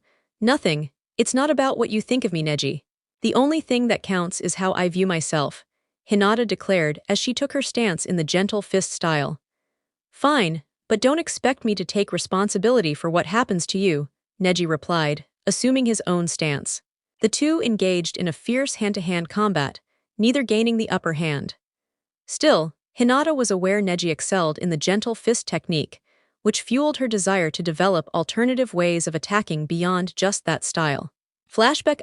Kakashi-sensei, what are these?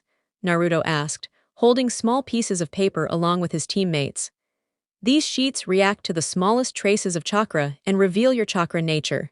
Fire will ignite the paper, wind will tear it, water will soak it, lightning will crumple it, and earth will cause it to crumble, Kakashi explained, demonstrating by holding a paper that crumpled in his hand. See, this means my chakra nature is lightning. Now you try, Kakashi instructed. They followed his directions. Naruto's paper ripped apart, Hinata's became soggy, and Sasuke's paper crumpled, much to Kakashi's surprise. How interesting. You'd think your main nature would be fire, given you're an Uchiha, but wielding multiple elements isn't unheard of. Naruto's not surprising considering his father's wind affinity. As for Hinata, water-style users are rare in the land of fire, Kakashi explained.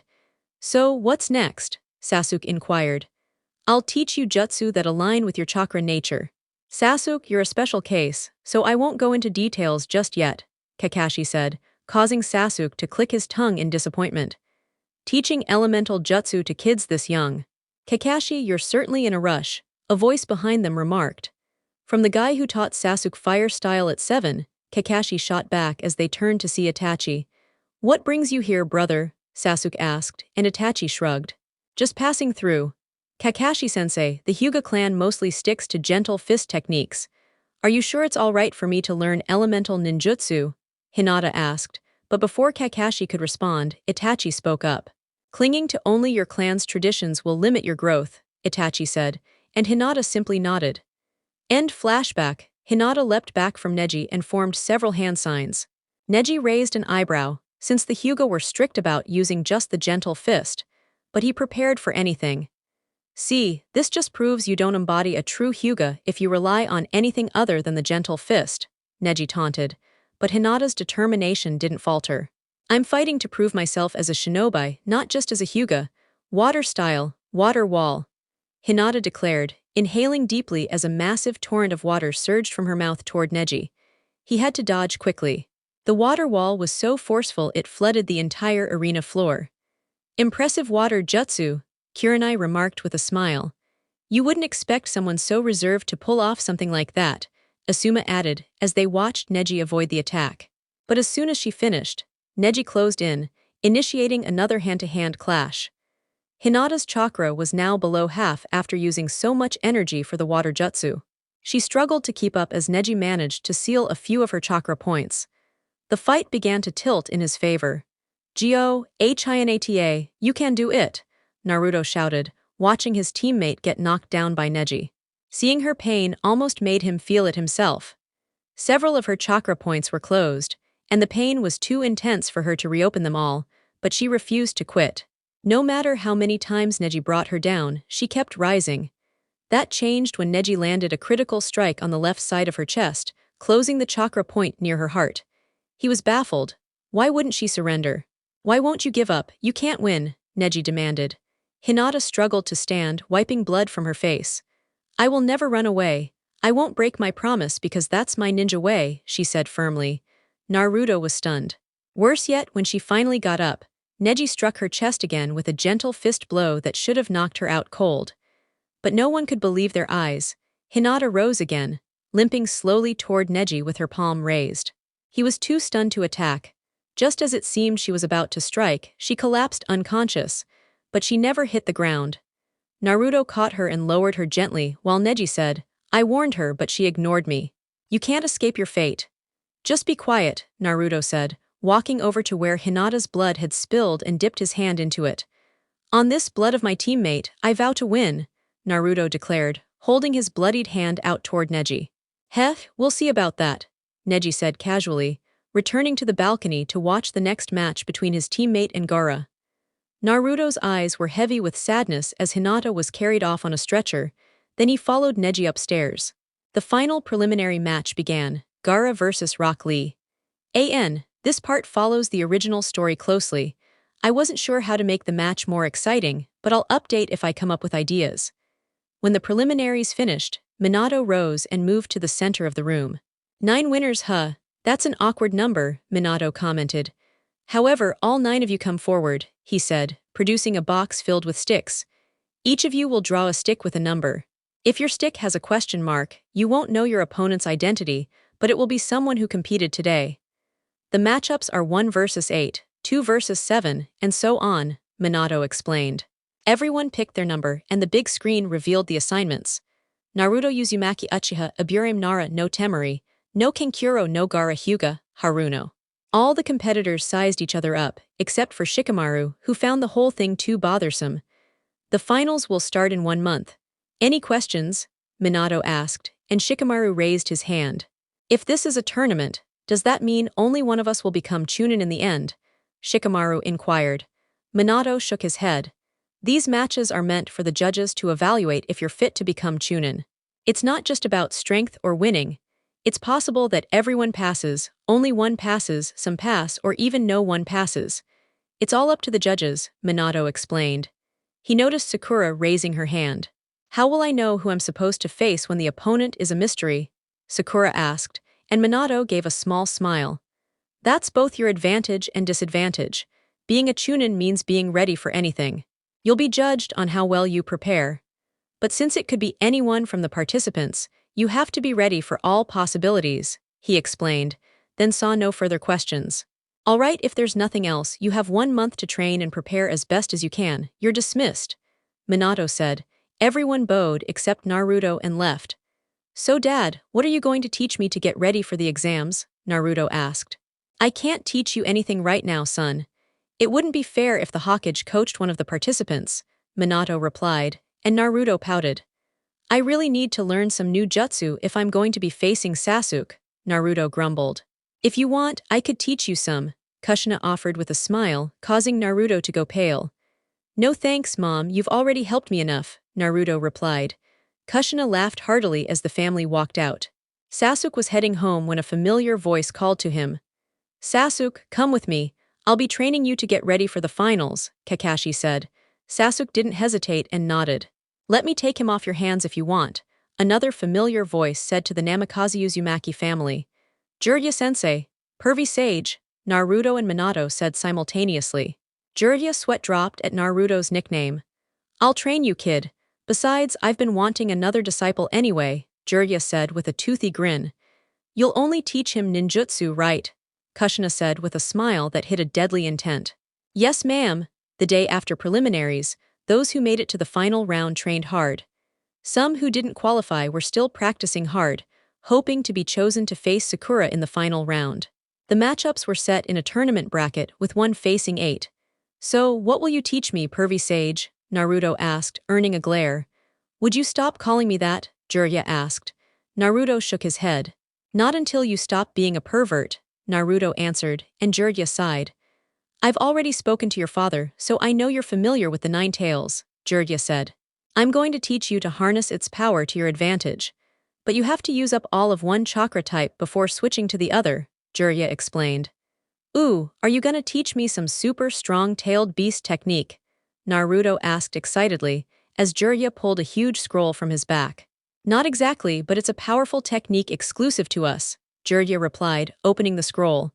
Sign your name in blood right here, Jiraiya instructed. Naruto complied. This is a toad summoning contract. I'll teach you how to call toads into battle, Jiraiya said, performing the hand signs. Summoning jutsu, Jiraiya exclaimed, slamming his hand on the ground. A puff of smoke appeared and a giant toad showed up. Naruto was amazed. You use these hand signs, boar, dog, bird, monkey, ram.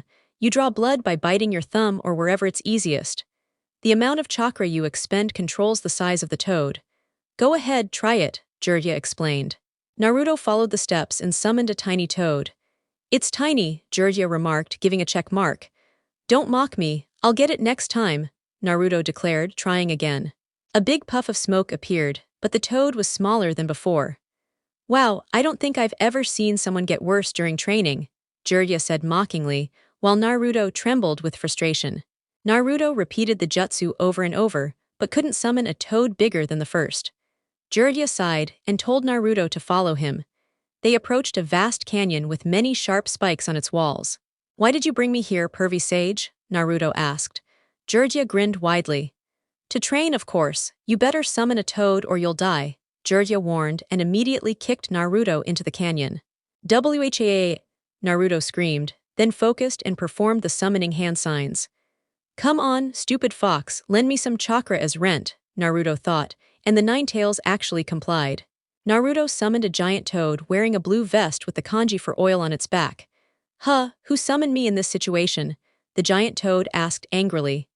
"It was me, sir," Naruto stammered nervously. "You little blonde brat, you summoned me. You must be Minato's kid," the toad said. "Hold on tight, boy. If you can't hold on, you won't be my henchman," the toad added. Seems like he actually fell. Minato and Kushina won't be happy," Jiraiya said. Then the giant toad emerged from the canyon, causing a strong gust.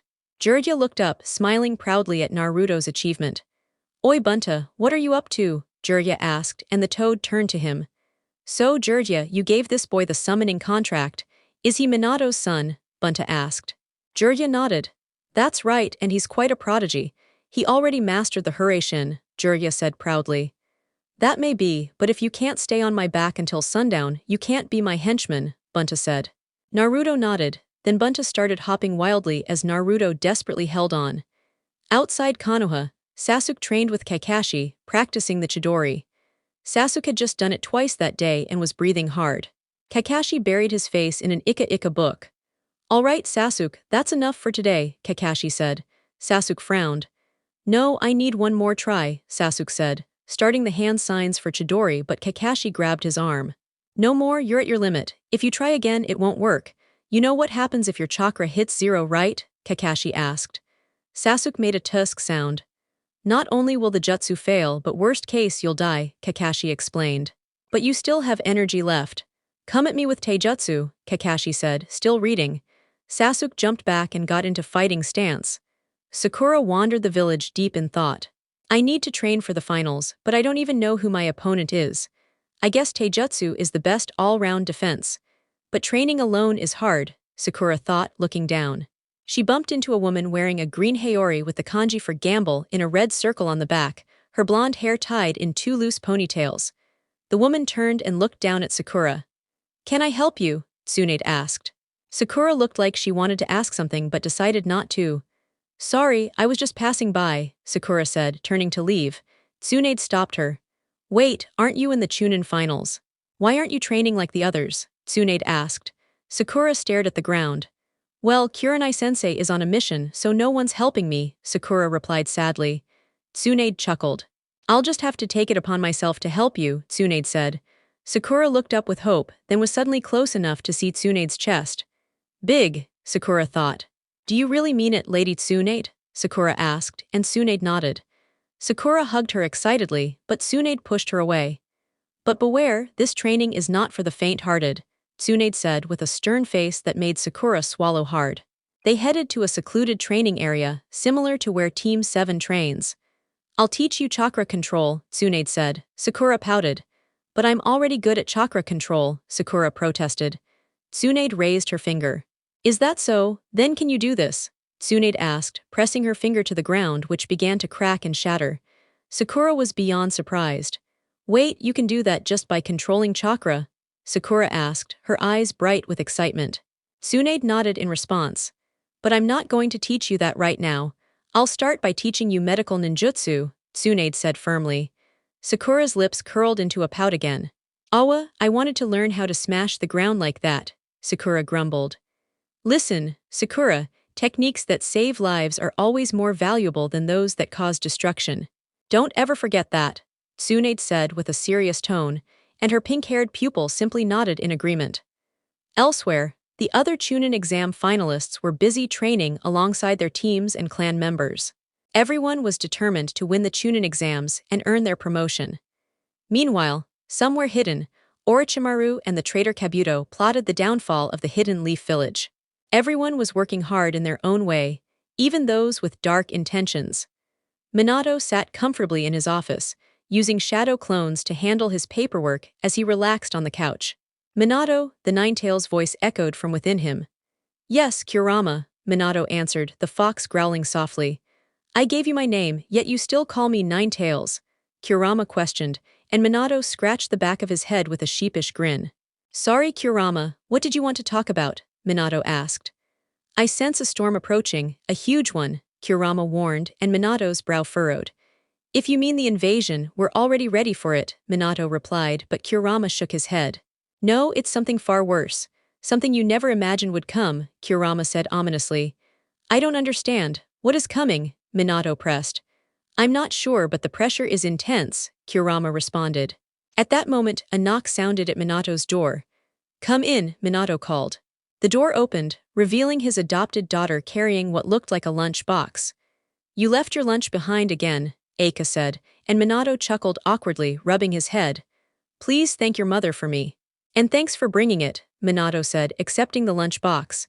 She turned to leave. Don't you want to eat with your old man? Minato asked with a smile, and she paused. I'm meeting Itachi for lunch before he leaves on his mission, Eika replied as she exited. Minato watched her go and suddenly felt his heart pound fiercely. He clutched his chest and retreated into his mindscape. Kurama, that storm you mentioned. I think I can feel it too, Minato murmured. Could it be connected to your eldest? Kurama asked. Minato nodded. I believe so. If that feeling came from seeing her leave, then it must be her, Minato said. What could it mean? He wondered aloud. In the Uchiha clan, Shisui and Itachi were discussing Orochimaru's invasion plan. Have you ever actually met Orochimaru? Itachi asked. Shisui shook his head. I've seen him a few times but never officially met. From what I've heard, he's a formidable foe, Shisui answered. They say he's the strongest of the legendary Sannin. Kakashi once fought him and called Orochimaru the most intimidating opponent he's faced, Itachi added. Shisui grinned. I'd love to test myself against him, Orochimaru, the snake Sannin versus Shisui of teleportation. That'd be the match of the century, Shisui declared, striking a dramatic pose that made Itachi laugh. Even as clan leader, you're still the same old Shisui, Itachi said while packing for his mission. Where are you headed again? Shisui asked. The Hokage assigned me to investigate the Sound Village for intel on the invasion. I leave within the hour, Itachi replied as he stood to leave. Oh, but first you're going to see your girlfriend, right? Shisui teased. Itachi's expression remained unreadable as he stared blankly. Yes, I am, Itachi replied coolly. Here, take this, Shisui said, pulling a small blue plastic square with a circle in the center from his pocket. Before Shisui could react, Itachi sliced it in half with a quick movement, causing Shisui to burst into laughter. It's not that kind of situation, Itachi said, cheeks flushed red. Relax, Itachi, I'm just joking, Shisui chuckled. But remember, while you're on this mission, come back alive, of course, Itachi interrupted with a smile. They shared a brief grin before Itachi departed. And don't overuse your Mangekyou Sharingan, Shisui called after him. Eika and Itachi sat in one of the Hidden Leaf's dango shops, eating and sipping tea. I was surprised you're not helping Sasuke prepare for the Chunin exams, Eika said, biting into a pink dumpling. I was, but then this mission came up.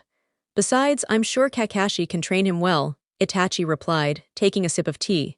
And what about you? I thought you'd be helping Naruto, Itachi added, setting his cup down.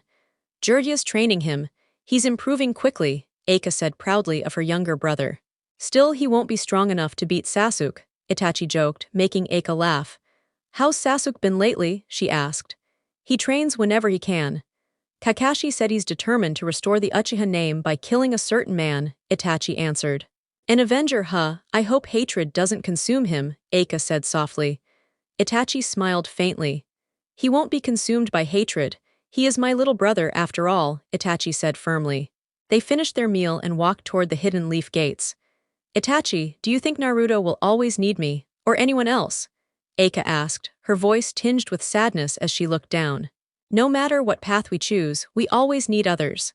Some people prefer solitude and independence, but no one can bear being completely alone, Itachi said, taking her hands. She looked up at him. Even if you fall to darkness and become evil, remember this. Itachi began, kissing Eika with deep love and passion. She blushed and returned the kiss. He pulled back and held her close, resting her head against his chest. We will always love you. I'll always love you too, Eika said, her voice trembling as tears slipped down her cheeks.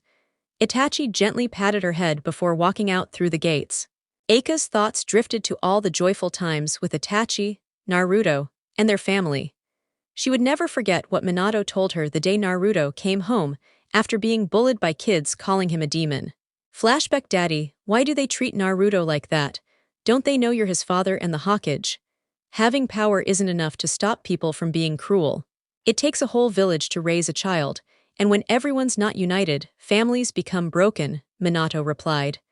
I'm an outsider. You aren't my real parents. So how are we family? Eika asked, and Minato placed his hand gently on her head.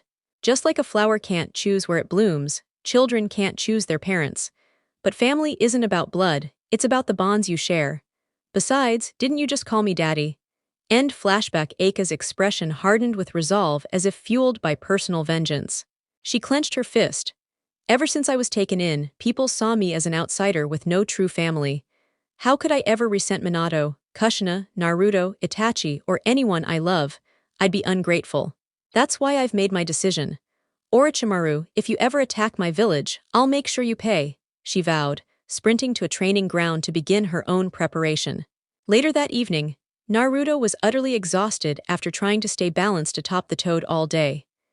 Bunta leapt one last time, landing in front of a perch where Jiraiya was sitting, spying on women at the hot springs. Startled by the noise and shockwave, Jiraiya turned.